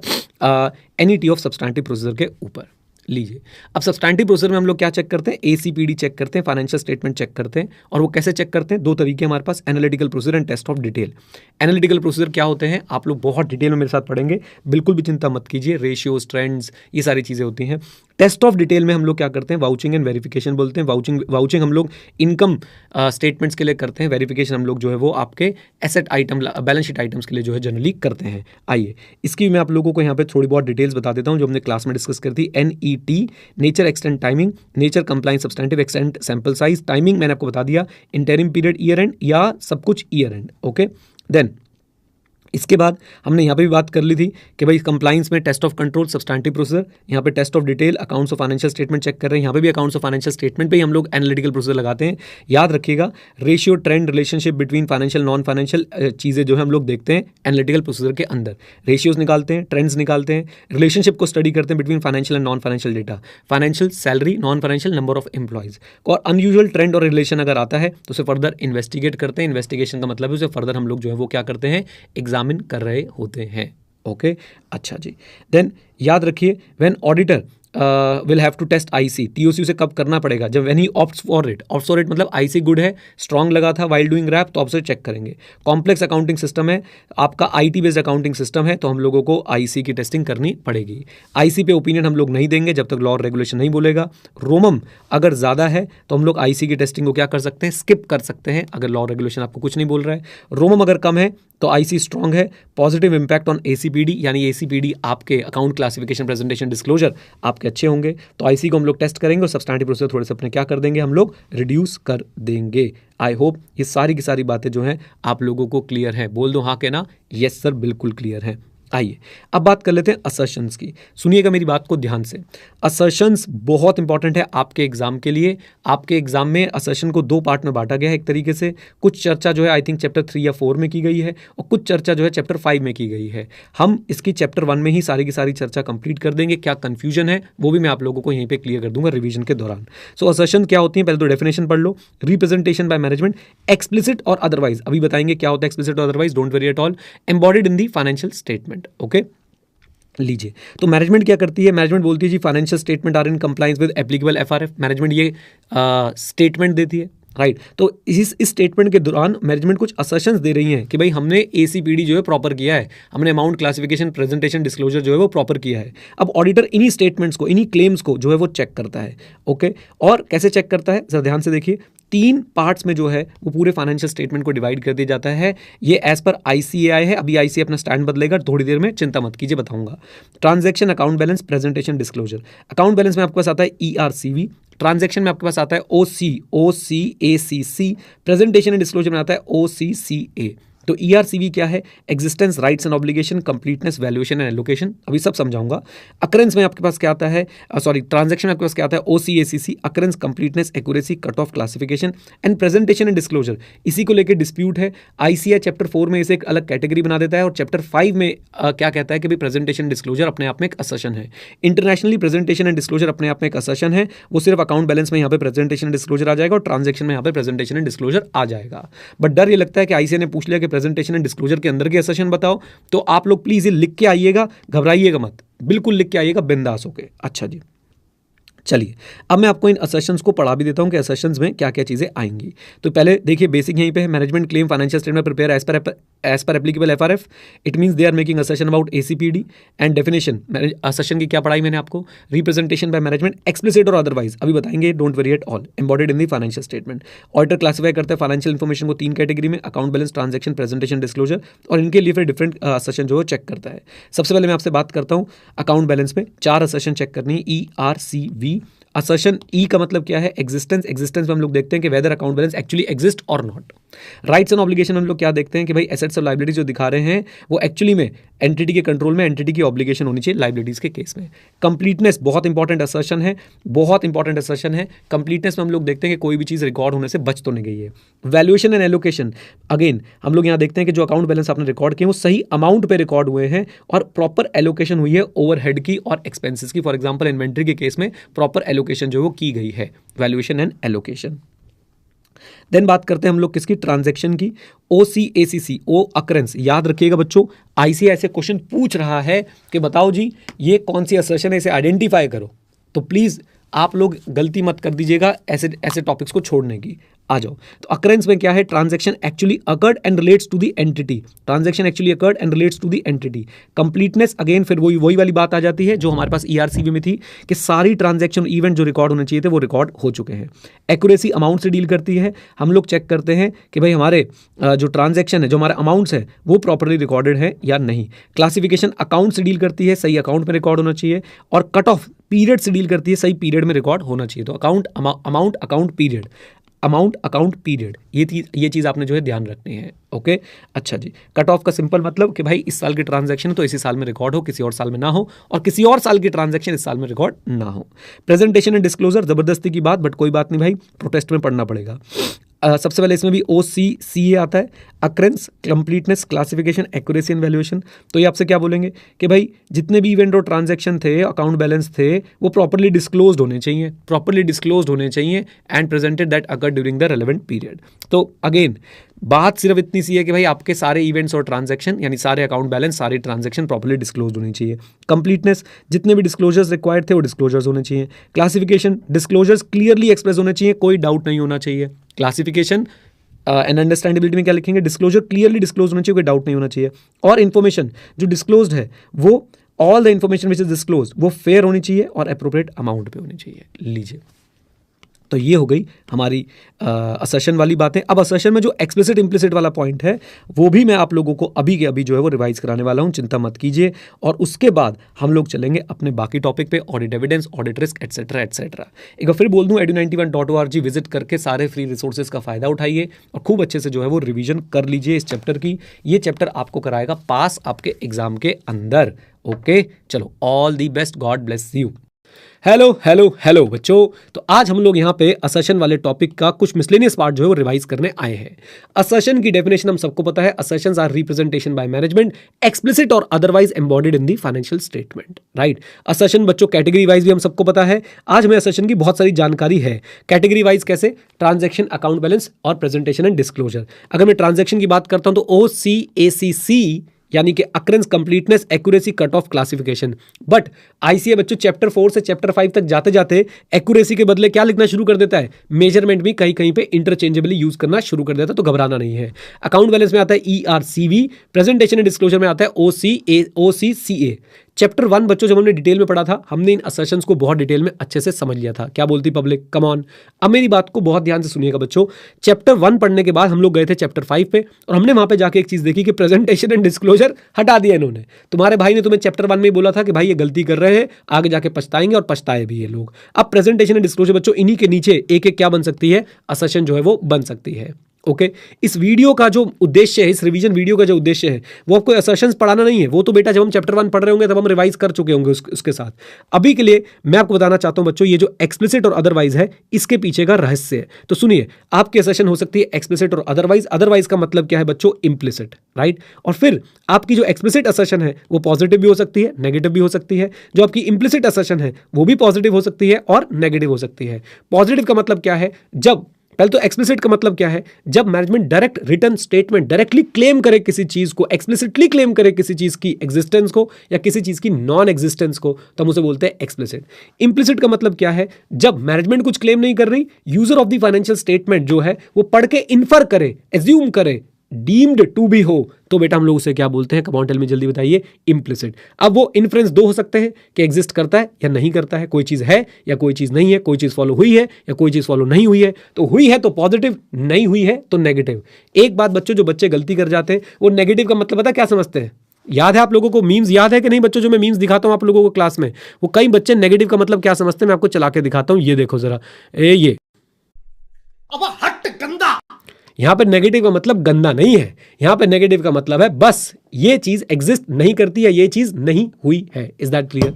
बोल दो हाँ के ना। जल्दी बच्चों एग्जांपल्स भी आपको दिखा देता हूं। अगर एक्सप्लिसिट पॉजिटिव की बात करें तो इन्वेंट्री के लिए मैनेजमेंट क्लेम कर रही है, हमने कॉस्ट और एनआरवी व्हिचएवर इज लोअर पे जो है उसको इन्वेंट्री को वैल्यू किया है। तो ये एक्सप्लिसिटली मैनेजमेंट आपको डायरेक्ट स्टेटमेंट लिख के बता रही है कि ऐसा हुआ है, डायरेक्टली बता रही है, एक्सप्लिसिट हुआ है पॉजिटिव। अच्छा जी, explicit negative, there is no contingent liability, contingent liability exist नहीं करती, मैनेजमेंट डायरेक्टली बता रही है एक्सप्लिसिट, और नहीं करती exist this is what negative, तो एक्सप्लिसिट नेगेटिव। अदरवाइज की अगर बच्चों बात करूं तो positive going concern, implicit going concern, जैसे गोइंग कंसर्न के बारे में मैनेजमेंट ने कुछ नहीं लिखा तो आप एज्यूम कर रहे हैं कि गोइंग कंसर्न है, हाँ जी गोइंग कंसर्न है, इज दैट क्लियर? तो ये हो गया आपका इम्प्लिसिट पॉजिटिव। इम्प्लिसिट नेगेटिव की बात करूं तो no building is shown in the balance sheet, तो ये बच्चों क्या है? इम्प्लिसिट नेगेटिव, यानी कि बैलेंस शीट में बिल्डिंग एग्जिस्ट नहीं करती, यानी इस कंपनी के पास बिल्डिंग जो है वो नहीं है, ऐसा इन्फ्रेंस निकल रहा है इसकी बैलेंस शीट को देख के। Is that clear? बोल दो हाँ क्या ना। याद है हमारे भाई गौरव ने क्या बोला था? मेरी कोई गर्लफ्रेंड नहीं है। This is express negative. Come on आ जाओ, चैट भी ले आता हूं यहां पे, बता दो बेटा याद है ये वाली असर्शन आप लोगों को, ये क्या थी? Express negative. और आप सोचो गौरव आपको भाई साहब ऐसा ही खाली सड़कों पे घूमता हुआ दिखता है, अपने आप ही बस फोन पे लगा रहता है, जीवन में उसके पास करने के लिए कुछ है नहीं, ये भी बच्चों क्या है? Implied negative. इसकी गर्लफ्रेंड नहीं है। Getting a point? Come on, yes और नो? ठीक है, लड़कियों के आंसर कैसे है? ये तो इंप्लाइड नेगेटिव है ही। अच्छा गौरव बच्चों आपको हमेशा जो है वो केक शॉप पे, पेस्ट्री शॉप पे रोज लेता हुआ और टेडी बियर लेता हुआ और व्हाट्सएप पे हमेशा मुच मुच नोनू सोनू मोनू करता हुआ दिख जाता है, ये इंप्लाइड पॉजिटिव है बेटा, इंप्लाइड पॉजिटिव। देखो ये टॉपिक तुम्हें पढ़ाओ बेटा, कितनी जल्दी जल्दी याद होते हैं, है ना? आ जाओ प्लीज। तो ये बच्चों हमने एक्सप्रेस और इंप्लाइड असर्शंस के बारे में पढ़ लिया। फिर उसी के बाद बच्चों जाते हुए हमने क्या किया? उसी के बाद बच्चों हमने जाते हुए ये जो आईसीएआई ने एक एक्सट्रैक्ट देके हमें समझाया था, हमने ये भी कवर कर लिया। इस तरह के क्वेश्चन बच्चों आपसे एग्जाम में पूछे जा सकते हैं। आपको एक एक्सट्रैक्ट दे देंगे और आपसे सवाल पूछेंगे, बताओ जी यहाँ से क्या क्या असर्शन निकल रही है। फॉर एग्जाम्पल इस एक्सट्रैक्ट से बच्चों क्या क्या असर्शन निकल रही है? एक, फर्म के पास भैया प्लांट एंड मशीनरी है। अच्छा जी, तीसरी वाली सीधा मार्क कर रहा हूं, सॉरी ये वाली सीधा बात कर रहा हूं कि वो बिजनेस के लिए यूज होती है, यानी यहां से हमने क्या कवर कर लिया बच्चों? ओनरशिप, राइट्स एंड ऑब्लिगेशन की बातें हमने कवर कर ली। इसके बाद हिस्टोरिकल कॉस्ट 4 लाख की है, plant and machinery physically exist करती है, यहां से हमने एग्जिस्टेंस की बात कवर कर ली है। इस वाले पॉइंट से बच्चों हमने एग्जिस्टेंस की बात कवर कर ली है। यहां से आप लोग बोल सकते हैं कि हमने वैल्यूएशन की बात भी जो है वो कवर कर ली है, राइट। और यहां से कंप्लीटनेस के हिंट भी मिल रहे हैं कि सारी प्लांट एंड मशीनरी जो है वो रिकॉर्डेड है। देन टोटल डेप्रिसिएशन 1,66,000 की है, डेप्रिसिएशन सही निकाली गई है। यहां पे बच्चों हम लोग बात कर सकते हैं कि वैल्यूएशन की बात हो रही है। बोले किसकी बात हो रही है? वैल्यूएशन की बात हो रही है, राइट। इस तरह के क्वेश्चन आपके एग्जाम में आते रहते हैं। ये एक्सप्लिसिट इंप्लिसिट बच्चों मैंने आपको अच्छी तरह से समझा ही दिया है। अब क्योंकि आप लोग मेरे साथ बैठे और हम लोग तो बच्चों बिल्कुल आलस करते नहीं है जीवन में किसी भी चीज को लेके, तो आइए क्वेश्चंस भी रिवाइज करा देता हूं आपको जल्दी से। आईसीआई के बच्चों पहला क्वेश्चन क्या आ सकता है? इस तरह से आपसे क्वेश्चन पूछ सकता है आईसीआई कि बताओ जी ये 5 बातें मैं बता रहा हूं, आपने बतानी होंगी इनकी असर्शन। जनरली हमने देखा है कि आईसीआई ऐसे क्वेश्चन में जब बोलते हैं नेम दी, मतलब वो सिर्फ भाई साहब एक वर्ड लिखने के आपको मार्क्स दे देता है। बट मेरी सजेशन ये रहेगी कि आप एक लाइन में अगर एक्सप्लेन करके आ जाएंगे तो बहुत अच्छा होगा। ओवर कॉम्प्लिकेट मत कीजिएगा। जब गिरजा बेटा पेन से अगर ड्राइंग कंप्लीट हो गई तो हमें भी सुन लो, देख लो। हाँ, जब बच्चों आईसीआई ध्यान सुनिएगा, जब आईसीआई आपसे एक्सप्रेस इंप्लाइड ना पूछे तो बोलने की जरूरत नहीं है। आईसीआई आपसे असर्शन का नाम पूछ रहा है, नाम लिख दीजिए, लेकिन थोड़ा सा एक्सप्लेन कर देंगे एक आध लाइन में तो चलेगा, ज्यादा एक्सप्लेन करने मत बैठ जाइएगा। अच्छा जी, जैसे ईयर एंड इन्वेंटरी वेरिफिकेशन बच्चों क्या करता है? Existence, depreciation, valuation, title deed, rights and obligation, all liabilities are properly recorded, completeness, related party transaction are shown properly, दोगलापन, sorry presentation and disclosure. Done? बोल दो हाँ क्या ना। आ जाओ जी। देन उसके बाद बच्चों अगर मैं बात करता हूं इस पर्टिकुलर क्वेश्चन की, तो ये हमने अभी डिस्कस कर लिया है। अच्छा, यहां पे बच्चों अगर मैं इसकी बात करता हूं तो देखिए statement of profit and loss account, travelling expenditure 50,000। हमें कुछ नहीं पता, हमें पता है ट्रैवलिंग एक्सपेंडिचर ट्रांजैक्शन कैटेगरी होता है ओसी एसीसी, अकरेंस, कंप्लीटनेस, वैल्यूएशन यानी एक्यूरेसी, और उसके बाद बच्चों कट ऑफ एंड आपका क्लासिफिकेशन वाली जो है सेशंस हम लोग यहाँ पे लिख के आ सकते हैं। ऑल्दो आईसीआई ने एक्यूरेसी नहीं लिखी थी, हम लिख देंगे। ट्रेड रिसीवेबल 2 लाख, मैं तो ईआरसीवी चुपचाप से लिख के आ जाऊंगा। ओके, बोलिए हाँ क्या ना। ऐसी बच्चों एक और क्वेश्चन है, जल्दी से आपको दिखा देता हूं। Employee benefit expense, employee benefit expense जो है वो है fully accounted for. Fully accounted for मतलब completeness. Discount on sale has been properly adjusted और अकाउंटेड फॉर, एक्यूरेसी। लेकिन एक्यूरेसी की जगह कभी कभी बच्चों आई से क्या वर्ड यूज कर लेता है? Measurement. And finally employee benefit expense recorded during the period relates to the current accounting period only. Correct accounting period की बात चल रही है तो मैं कट ऑफ वाली असर्शन जो है यहाँ पे लिख के आ सकता हूँ। क्या बोलती पब्लिक? लेक्चर भी हो गया, रिविजन भी हो गई। सब बच्चे बता दीजिए क्या इस पे क्लैरिटी है, जल्दी बताइए। कम ऑन, यस और नो। बहुत ही बढ़िया, बहुत ही बढ़िया, बहुत ही बढ़िया बच्चों। चलिए अब मैं क्या करूंगा, मैं बच्चों आपसे एक रिक्वेस्ट करूंगा कि अब आपको डेली राइटिंग प्रैक्टिस में इसी के 2 क्वेश्चंस मिल जाएंगे। Please for God sake assertion वाले 2 क्वेश्चन लिख के प्रैक्टिस कर लो, कॉन्सेप्ट आपका पक्का हो जाएगा। डन? बोल दो यस सर, यस सर, बिल्कुल सर। आइए जी आइए, बातचीत करते हैं हम बच्चों किसके बारे में, ऑडिट रिस्क के बारे में। मेरी बात को बहुत ध्यान से सुने।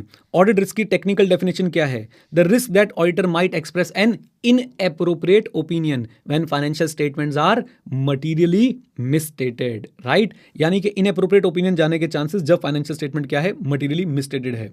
मेरी बात को ज़रा ध्यान सुनो। क्या मेरे प्यारे प्यारे बच्चों इसमें ऑडिटर के बिजनेस के रिस्क की बात कर रहे हैं? Answer is no. हम ऑडिटर के बिजनेस रिस्क की बात नहीं कर रहे हैं, हम इनएप्रोप्रिएट ओपिनियन की बात कर रहे हैं in case financial statement are materially misstated. क्या रिवर्स पॉसिबल है? Inappropriate opinion when financial statement are not materially misstated, वो ऑडिट रिस्क की डेफिनेशन में कवर, हाँ जी, वो ऑडिट रिस्क की डेफिनेशन में कवर नहीं होता है। Is that clear? याद रखेंगे, बहुत इंपॉर्टेंट है बच्चों ये आपके आगे ऑडिट पढ़ने के लिए। अच्छा जी, इसके बाद बच्चों हमने क्या देखा? ऑडिट रिस्क से हमने हाई बोला है। याद रखिएगा, पूरा टॉपिक यहां पे कवर नहीं किया है। पूरा टॉपिक बच्चों हम लोग कहां पे कवर करेंगे? चैप्टर नंबर 3 के अंदर जाके बहुत डिटेल में। लेकिन ऑडिट रिस्क के आपको सारे बेसिक्स जो है अच्छे से पता है। ऑडिट रिस्क में बच्चों क्या क्या होता है? दो कंपोनेंट होते हैं, रोमम और डीआर। स्टैंडर्ड्स जो है वो आईआर सीआर नहीं बुलाते, वो बेटा बार बार किसको रेफर करते हैं? रोमम को। हमें पता है कि रोमम can be further divided into 2 parts. बताओ बेटा कौन कौन सा? जल्दी बोलो जल्दी बोलो जल्दी बोलो, कम on everyone. Number 1 is IR and number 2 is CR. IR is inherent risk, CR is control risk. IR में बच्चों क्या होता है? IR because of the nature of the account balance transaction होता है। जैसे कि कैश का IR कंपैरेटिवली ज़्यादा है, जैसे कि अनयूजुअल ट्रांजैक्शन में IR ज़्यादा होता है, जैसे कि ऐसी चीज़ों में IR ज़्यादा होगा जहाँ पे क्या इन्वॉल्व होती है? एवरीवन जल्दी बोलो, जजमेंट इन्वॉल्व होती है। साथ में हो, साथ में हो। अच्छा जी, इसके बाद बच्चों मेरे साथ जरा जुड़िएगा। डिटेक्शन रिस्क की बात करता हूं। Detection risk, everyone everyone everyone, detection risk बच्चों ऑडिटर का रिस्क होता है। डिटेक्शन रिस्क किसका रिस्क होता है? ऑडिटर का risk. Risk of non detection of material misstatement bye the auditor. Risk of non detection bye material risk of non detection of material misstatement bye the auditor. Auditor का risk होता है, मतलब auditor बच्चों इस risk को जो है वो मैनेज कर सकता है, लेकिन रोमम को ऑडिटर सिर्फ क्या कर सकता है? असेस कर सकता है। जरा देखिए, हाँ जी, auditor can only assess the ROMM. Increase और डिक्रीज काम करना इसमें किसका है? मैनेजमेंट का। रोमम क्या कभी जीरो हो सकता है? रोमम क्या कभी जीरो हो सकता है? Answer is no. रोमम कभी भी जो है वो जीरो नहीं हो सकता है। इवन बच्चों क्या ऑडिट रिस्क कभी जीरो हो सकता है? क्या ऑडिट रिस्क कभी जीरो हो सकता है? Answer is no. क्या डिटेक्शन रिस्क कभी जीरो हो सकता है? Answer is no. क्या रोमम कभी जीरो हो सकता है? Answer is no. तो भाई साहब कोई सा भी रिस्क जो है वो जीरो नहीं हो सकता है। हाँ, ऑडिटर कोशिश करेगा डिटेक्शन रिस्क को मिनिमाइज करने की, अगर रोमम बहुत ज्यादा है। अगर रोमम बहुत ज्यादा है तो डिटेक्शन रिस्क को हम नीचे वाले लेवल पे लाने की क्या करेंगे? कोशिश कर लेंगे। Is that clear? बोलिए बोलिए, आ जाओ। अब बच्चों आपको पता है हम लोग रोमम को कैसे असेस करते हैं? रैप के through, risk assessment procedure. Risk assessment procedure, come on, है ना? इधर देखो जरा। रिस्क असेसमेंट प्रोसीजर में we understand the entity, its environment and IC. हमें रोमो का लेवल पता चल जाता है और फिर बच्चों हम लोग क्या डिसाइड करते हैं? एनईटी। एनईटी बोले तो nature, extent and timing of our response, और बच्चों उसका डायरेक्ट इंपैक्ट हमारे डिटेक्शन रिस्क पे आता है। सुनिए, अगर बच्चों रिस्क ज्यादा है, अगर रिस्क ज्यादा है तो मैं टेस्ट ऑफ डिटेल पे ज्यादा ध्यान लगाऊंगा। रिस्क कम ऑन, रिस्क ज्यादा है तो मैं टेस्ट ऑफ डिटेल पे ज्यादा ध्यान लगाऊंगा। नेचर, रिस्क ज्यादा है तो मैं सैंपल साइज बढ़ा दूंगा, यानी एक्सटेंट बढ़ा दूंगा। एक्सटेंट, रिस्क ज्यादा है तो बेटा मैं अपनी सारी टेस्टिंग कहां पे करना चाहूंगा? ईयर एंड पे कॉम्प्रिहेंसिव टेस्टिंग जो है मैं करना चाहूंगा। Is that clear? बोलिए हाँ के ना, come on come on come on. आइए जी, तो ये था हमारा ऑडिट रिस्क का टॉपिक। इसके बाद बच्चों हम लोगों ने क्या पढ़ा? इसके बाद बेटा हम लोगों ने पढ़ा ऑडिट एविडेंस। आ जाओ जरा चलते हैं बुक के अंदर और देख के आते हैं ऑडिट एविडेंस। ऑडिट एविडेंस को भी हमने सिर्फ हाई बोला है, इसकी डिटेलिंग बच्चों हम लोग कब कवर करेंगे? चैप्टर नंबर 3 के अंदर। ऑडिट एविडेंस क्या है? मेरी बात सुनो, साक्षी इधर देखो। ऑडिट एविडेंस क्या है बच्चों? Information to arrive at conclusion on which auditor's opinion is based. एक बार बोल दो line, information used by auditor in arriving at conclusion on which auditor's opinion is based. Done.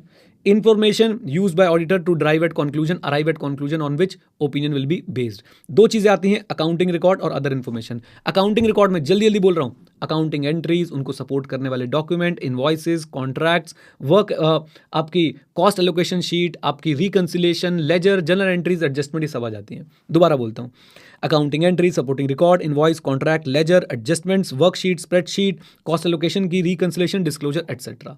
अच्छा जी, अदर इन्फॉर्मेशन की अगर बात करता हूं बच्चों, अदर इन्फॉर्मेशन में क्या आता है? वो इन्फॉर्मेशन जो ऑथेंटिकेट करती है अकाउंटिंग रिकॉर्ड को, यानी जो सपोर्ट करती है अकाउंटिंग रिकॉर्ड्स को। ओके, एग्जाम्पल देना पड़ जाए, minutes of meeting, written confirmation and manual containing details of internal control.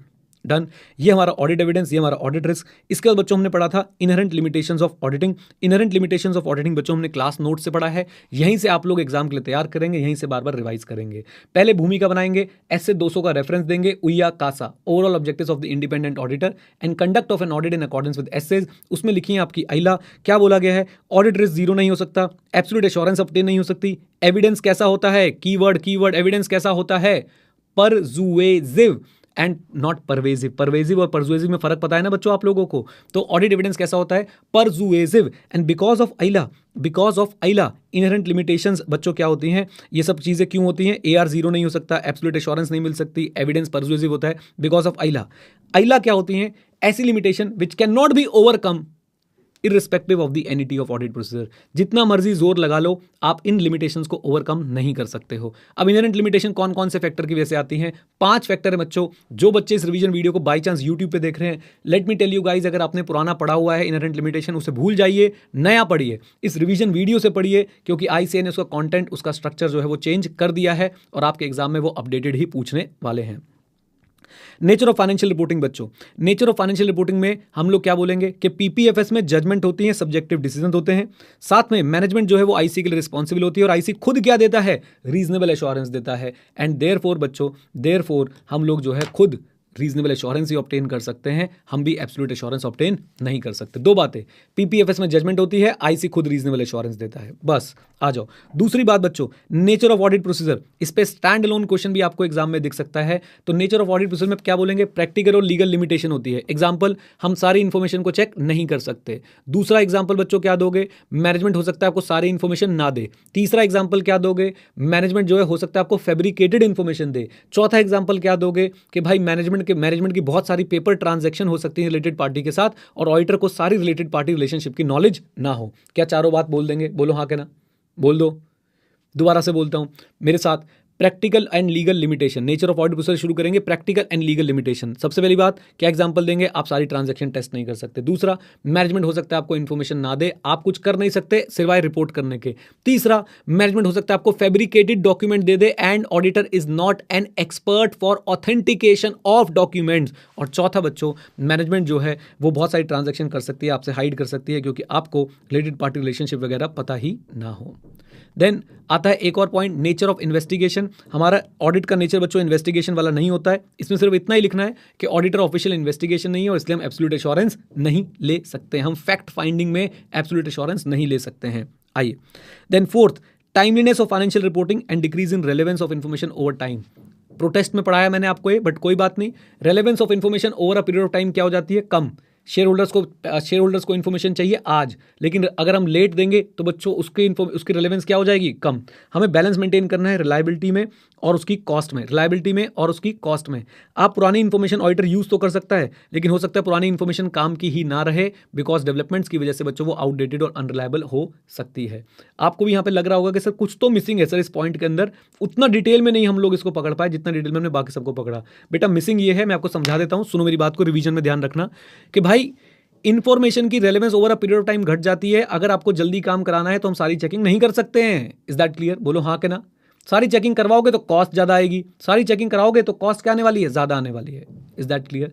लेकिन हम ICAI के पॉइंट ऑफ व्यू से लिख के आएंगे, relevance of information over a time घट जाती है, रिलायबिलिटी और कॉस्ट के बीच में हमें एक बैलेंस बनाना है। और ऑडिटर जो है पुरानी इन्फॉर्मेशन को यूज़ तो कर लेता, लेकिन भाई साहब अपडेट्स की वजह से उस इन्फॉर्मेशन में क्या आ जाता है, चेंज आ जाता है। ओके देन फ्यूचर इवेंट्स की बात करते हैं बच्चों।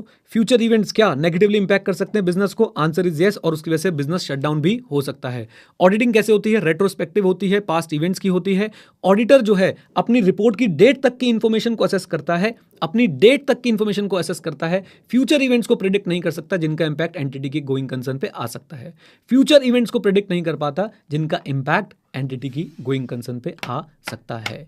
माय रिक्वेस्ट कि आप इस टॉपिक को मेरे इन्हीं नोट से पढ़ के जाएं, राइट। उसके बाद आप चाहते हैं तो एक बार स्टडी मैट से पढ़ लीजिएगा, बुक में चेक कर लीजिएगा। बुक में आपको ऐसा आप क्वेश्चन बैंक में चेक कर लीजिएगा जो उसके क्वेश्चन आए हुए हैं। दैट्स इट, डन, बोल दो। चलिए जी, तो ये थी बच्चों हमारी आज की कक्षा। उम्मीद करता हूं कि आपने एंजॉय किया, आपने इसको रिवीजन में भी मेरे साथ जो है कवर कर लिया है। अब मैं आपसे थोड़ी देर के लिए बातें करूंगा और रिवीजन की वीडियो ऑफ कर दूंगा। चलिए जी, तो आज की रिवीजन वीडियो बच्चों होने वाली है बहुत ही बढ़िया, बहुत ही जबरदस्त, बहुत ही शानदार। आई होप आप लोग साथ में जुड़ेंगे। आज बच्चों हमने शुरुआत कहां से करी थी? आज हमने शुरुआत करी थी कि कैसे आप लोग जो है ऑडिट एविडेंस ऑब्टेन कर सकते हैं। तो उसके लिए मैंने आपको एक शॉर्ट कोड दिया है जो पूरी दुनिया आज की डेट में कॉपी करके बैठी है। क्या है वो शॉर्ट कोड? जल्दी बताओ। AEIOU, reperform an external confirmation. मेरे साथ, AEIOU, reperform an external confirmation. A for analytical procedure, E for inquiry, I for inspection, O for observation, U for recalculation. हमारे यहां ऐसा ही होता है, ठीक है ना? U for recalculation. और उसके बाद बच्चों आ जाता है रीपरफॉर्मेंस एंड एक्सटर्नल कंफर्मेशन। सबके बारे में मैं आपको एक एक वर्ड भी बोल दूंगा, एक एक वर्ड भी बोल दूंगा, ध्यान से। सबसे पहले बच्चों, A analytical procedure, ratios, trends, relationship among financial and non financial data and further investigation. इस इन्वेस्टिगेशन को अगर तुमने वो वाला इन्वेस्टिगेशन समझा जिसमें भाई साहब जो है ऑडिटर के पास पावर्स आ जाती है इन्वेस्टिगेट करने की, वो नहीं है। Read it as examination. Done? तो याद रखिए बच्चों मेरे साथ, analytical procedure, ratios, trends, relationship among financial non financial data and further investigation, बोले तो एग्जामिनेशन। अच्छा जी। AE इंक्वायरी, इंक्वायरी में क्या है? Seeking information from knowledgeable person, seeking information from knowledgeable person, right? अच्छा। AEI, आई से क्या है बच्चों? इंस्पेक्शन, इंस्पेक्शन में एग्जामिनिंग द डॉक्यूमेंट्स। हा, चिट्ठी आई है, पढ़ लो। एग्जामिनिंग द डॉक्यूमेंट्स और द फिजिकल एसेट्स। ये फिजिकल एसेट है, आप इसे एग्जामिन कर रहे हो, सही कंडीशन में है या नहीं है। ओके बेटा, हमारी कंगी भी मोटिवेशनल है, देख रहे हो क्या लिखा है इसके पीछे? Never give up. आ जाओ प्लीज मेरे साथ साथ बच्चों, जरा जुड़िएगा। हाँ जी। तो AEI, आई से इंस्पेक्शन हो गया। AEIO, ओ से क्या था? कमान, ओ से क्या था? जल्दी बता दो। ऑब्जर्वेशन। रुक जाओ आधे बच्चे चैट में शुरू हो गई, है किसका? ये है किसका? तुझे तो जरूरत ही नहीं है इसकी। अरे कभी कभी ऐसे ऐसे कर लेता हूं मैं। हाँ जी, इधर देखो। ओ से बच्चों क्या है? Come on tell me. Observation, observation में क्या करते हैं? अच्छा ठीक है, यानी we observe, we witness the process which is being carried out by some other person. Okay. अच्छा। AEIOU, यू क्या है बच्चों? रिकैलकुलेशन। अच्छा एक बात बताओ, इनको भी हमने हाई बोला है या टॉपिक कंप्लीट कर लिए? सिर्फ हाई बोला है। चैप्टर 4 में ऑडिट एविडेंस में बहुत डिटेल में आने वाला है। आइए, तो AEIO, ओ से क्या था? Observation, witnessing the process. AEIOU, you से क्या था? Recalculation, arithmetical accuracy. हम लोग जब चीजों की चेक करते हैं, हम उसे रिकैलकुलेट करके देखते हैं कि भाई ये जो फिगर्स निकल रहे हैं सही निकल रहे हैं या नहीं निकल रहे हैं, तो उसे बोलते हैं रिकैलकुलेशन। ओके। AEIOU, उसके बाद रिकैलकुलेशन हो गया। Then reperformance, independent execution by the auditor of the processes. जो किसने डिजाइन कर रखे हैं? क्लाइंट ने डिजाइन कर रखे हैं। हम क्लाइंट के प्रोसीजर्स को, पॉलिसीज को इंडिपेंडेंटली एग्जीक्यूट करके देखते हैं कि वैसे ही काम कर रहे हैं नहीं जैसे क्लाइंट ने क्लेम किया था। Is that clear? बोलो हाँ के ना। और उसके बाद बच्चों AEIOU, reperform external confirmation, third party direct return response. Come on, third party direct return response. ऐसे कौन सा? 505। सिर्फ नाम पढ़ा है अभी के लिए, डिटेल में ऐसे बच्चों पूरा हम लोग पढ़ने वाले हैं। सर आपने हमें क्यों पढ़ा है? आपने अभी हमें बीच में क्यों पढ़ा दिए? ओ मेरे भाई, मेरे दोस्त, मेरे प्यारे, मेरे लाल, मेरे हरे, मेरे पीले, मेरे नीली, इधर देखो, ध्यान से सुनो मेरी बात को। मेरे प्यारे प्यारे बच्चों, ऑडिट में ये आपके पास 7 बाण की तरह है और ये 7 बाण आप किसी भी स्टेज में चला सकते हैं। क्या ये रिस्क असेसमेंट में काम आएंगे? यस। क्या बच्चों ये आपको टेस्ट ऑफ कंट्रोल में काम आएंगे? यस। क्या बच्चों ये आपको सब्सटैंटिव प्रोसीजर में काम आएंगे? Yes, yes and yes. Is that clear? तो इसलिए आपको इनकी बेसिक अंडरस्टैंडिंग होनी चाहिए। हर चैप्टर में ये यूज होंगे, इसलिए आपको पता होना चाहिए। क्या बोलती पब्लिक? बोलो हाँ के ना। लो जी लो। अब पूरा प्रोसेस बच्चों आपको पता है कि ये कहां पे फिट बैठते हैं? ऑडिट एविडेंस ऑब्टेन करने के लिए, रिस्क असेस करने के लिए और सब्सटैंटिव प्रोसीजर करने के लिए। डन? टेस्ट ऑफ कंट्रोल करने के लिए। आइए, देन एक बात और बच्चों, मैंने आपको बहुत बार बढ़ाई है कि भाई एनालिटिकल प्रोसीजर क्या ऑडिट में सिर्फ एक स्टेज में यूज होते हैं? Answer is no. ये रिस्क असेसमेंट में भी यूज होते हैं, सब्सटैंटिव प्रोसीजर में भी यूज होते हैं और ऑडिट फाइनलाइजेशन में भी यूज होते हैं। अलग अलग स्टैंडर्ड में हम इनको पढ़ेंगे वहां पे, तब इनको देख लेंगे। चलिए, ये सारी बच्चों बातें हमने जो करी आज मैंने आपको रिवाइज करा दी। अब हम लोग चलते हैं आगे। और आगे बच्चों हमारे पास जो टॉपिक है वो क्या है कि सर ये बताओ कि स्टैंडर्ड्स क्यों आए थे दुनिया में? स्टैंडर्ड्स इसलिए आए थे ताकि बच्चों हमारा work as per global standard हो पाए, यूनिफॉर्मिटी आ पाए वर्क के अंदर। FR की क्वालिटी, फाइनेंशियल रिपोर्टिंग की क्वालिटी को एनहांस करते हैं स्टैंडर्ड। अकाउंटेंट्स के स्किल और नॉलेज को एनहांस करते हैं स्टैंडर्ड। अकाउंटेंट्स को स्किल और नॉलेज देते हैं स्टैंडर्ड्स, और साथ साथ में ऑडिट और एंगेजमेंट क्वालिटी भी इंक्रीज करते हैं। 5 बातें बतानी बच्चों, why standards came into picture. Number one, work as per global standard. Okay. Number 2, uniformity in work. Number 3, FR quality. Number 4, knowledge and skill of accountant. And number 5 बच्चों, number 5, audit और engagement की quality. Done? फिर से एक बार और 5 कारणों की वजह से स्टैंडर्ड आए थे। सर क्या ये क्वेश्चन सर आ सकते हैं एग्जाम में? बिल्कुल आ सकते हैं बच्चों। जो छोड़ के जाता है वो परेशान होता है, जो पढ़ के जाता है वो पास हो जाता है। मेरे साथ, why we need standard? Number one जल्दी बताओ। Work as per global standard, uniformity. उसके बाद बच्चों क्या हुआ हमारे साथ? Increase in FR quality. फिर हमारे पास बोला भाई अकाउंटेंट की स्किल और नॉलेज और ऑडिटिंग और अदर एंगेजमेंट्स की क्वालिटी। डन। लीजिए सबसे ऊपर कौन? आईफैक। आईफैक का क्या? IAASB, international auditing and assurance standard board. ICI और बहुत सारे और कंट्रीज के जो अकाउंटेंट बॉडी हैं वो आईफैक के मेंबर हैं और उन्होंने IAASB के साथ मिलकर वर्ल्ड लेवल पे स्टैंडर्ड्स जो हैं वो डेवलप कर रखे हैं और सबने उन्हीं स्टैंडर्ड्स को अडॉप्ट कर रखा है। लेकिन क्या बिल्कुल कॉपी पेस्ट अडॉप्ट कर रखा है? नहीं, थोड़े थोड़े चेंजेस एज पर दी लोकल जुरिसडिक्शन कर रखे हैं। Is that clear? ICAI ने भी बच्चों quality control and engagement standards निकाले हैं। क्वालिटी कंट्रोल पे एक ही स्टैंडर्ड है SQC1। एंगेजमेंट के ऊपर बच्चों आप देखेंगे बहुत सारे तरह के स्टैंडर्ड्स हैं, assurance and other. Okay, assurance में historical financial information and other assurance. Historical financial information पे रीजनेबल एश्योरेंस और लो और मॉडरेट एश्योरेंस। राइट, अच्छा जी। सबसे पहले SQC1 मुझे बताओ, सिर्फ एश्योरेंस पे एप्लीकेबल है या अदर्स पे एप्लीकेबल है, ऑडिट पे एप्लीकेबल है या किस पे एप्लीकेबल है बच्चों SQC1? कौन बताएगा? जल्दी बताओ। SQC1 का प्यार 1 2 3 4, याद रखें बच्चों। SQC1 का प्यार 1 2 3 4। SQC1 का प्यार 1 2 3 4। 1 audit, 2 review, 3 other assurance, 4 review और 4 हमारा रिलेटेड सर्विसेज। हाँ जी, SQC1 का प्यार 1 2 3 4। पहला ऑडिट, दूसरा रिव्यू, तीसरा अदर एश्योरेंस और चौथा रिलेटेड सर्विस। भारत माता की जय। आ जाओ बच्चों प्लीज, आइए इधर देखिए, इधर देखो बच्चों। अब इसके अंदर आपको क्या समझना है कि देखो भाई, जब आप हिस्टोरिकल फाइनेंशियल इंफॉर्मेशन पे एश्योरेंस देते हो या तो वो रीजनेबल होगी या लोअर मॉडरेट होगी। जब रीजनेबल होगी तो उसे क्या बोलेंगे? कम ऑन टेल मी, जल्दी बोलिए। जब रीजनेबल होगी तो उसे क्या बोलेंगे? उसे बोलेंगे बच्चों ऑडिट। और जब लोअर मॉडरेट होगी उसे हम क्या बोलेंगे? रिव्यू। रिव्यू वाला टॉपिक भी आपके कोर्स में है। हम लोग बच्चों इसका एक टॉपिक पढ़ के जाएंगे जो आपके एग्जाम में आ सकता है। ऐसे ही जब other than historical financial information पे एश्योरेंस दी जाएगी, other than historical financial information पे एश्योरेंस दी जाएगी तो उसे हम अदर एश्योरेंस बोलते हैं। और इसका भी बच्चों एक टॉपिक हमारे कोर्स में है, उसको भी हम लोग कवर करके जाएंगे। Example, assurance on internal control. Example, assurance on prospective financial information. क्या बोलती पब्लिक? साथ में है पब्लिक, बोल दो पब्लिक। बहुत बढ़िया। अच्छा जी, फिर हम आ जाते हैं बच्चों यहाँ पे अदर्स। 1 2 3 4 डील करता है रिलेटेड सर्विस से। रिलेटेड सर्विस से बच्चों लगते हैं क्या? SRS। बोलिए क्या लगते हैं? SRS। Is that clear? SRS का भी बच्चों इंट्रो हमारे कोर्स के अंदर है, हम उसको भी पढ़ के जाएंगे। कई बच्चे जो ये रिवीजन वीडियो यूट्यूब पे देख रहे हैं, अगर आपने नहीं पढ़ा है तो इसी से रिवाइज कर लीजिएगा। SRS के बच्चों 2 एग्जांपल दे दो। SRS के 2 एग्जांपल हैं, एक तो एग्रीड अपॉन प्रोसीजर। हाँ जी, एग्रीड अपॉन प्रोसीजर। और दूसरा assistance in PPFS। Assistance in PPFS। What is PPFS बच्चों? जल्दी बोलो। Preparation and presentation of financial statement. क्या बोलती पब्लिक? पक्का याद है? मजा आया पढ़ने में? जल्दी बोल दो हाँ के ना। कॉन्सेप्ट क्लैरिटी भूलोगे तो नहीं? चलो आ जाओ जी। इसके बाद बच्चों हमने आज कुछ खास पढ़ाई नहीं करी, हमने फिर देखा SQC1 का नाम देख लेते हैं एक बार। तो SQC1 का नाम तो बच्चों हमने यहाँ से भी देख लिया था बुक से। आइए आपको बुक से भी रिवाइज करा देता हूँ। SQC1 कहाँ रहा हमारा? ये रहा SQC1। जरा साथ दीजिएगा बच्चों। SQC1 किससे डील करता है?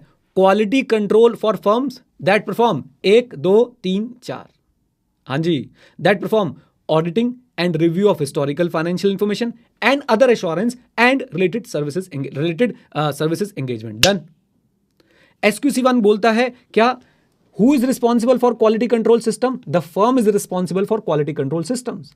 And how we will ensure that quality control systems are there? 2 major बातें चेक कर लो। Number one, your work should be as per SRL, professional standards, regulations and legal requirements. Professional standards, regulatory and legal requirements. क्या बोलती public?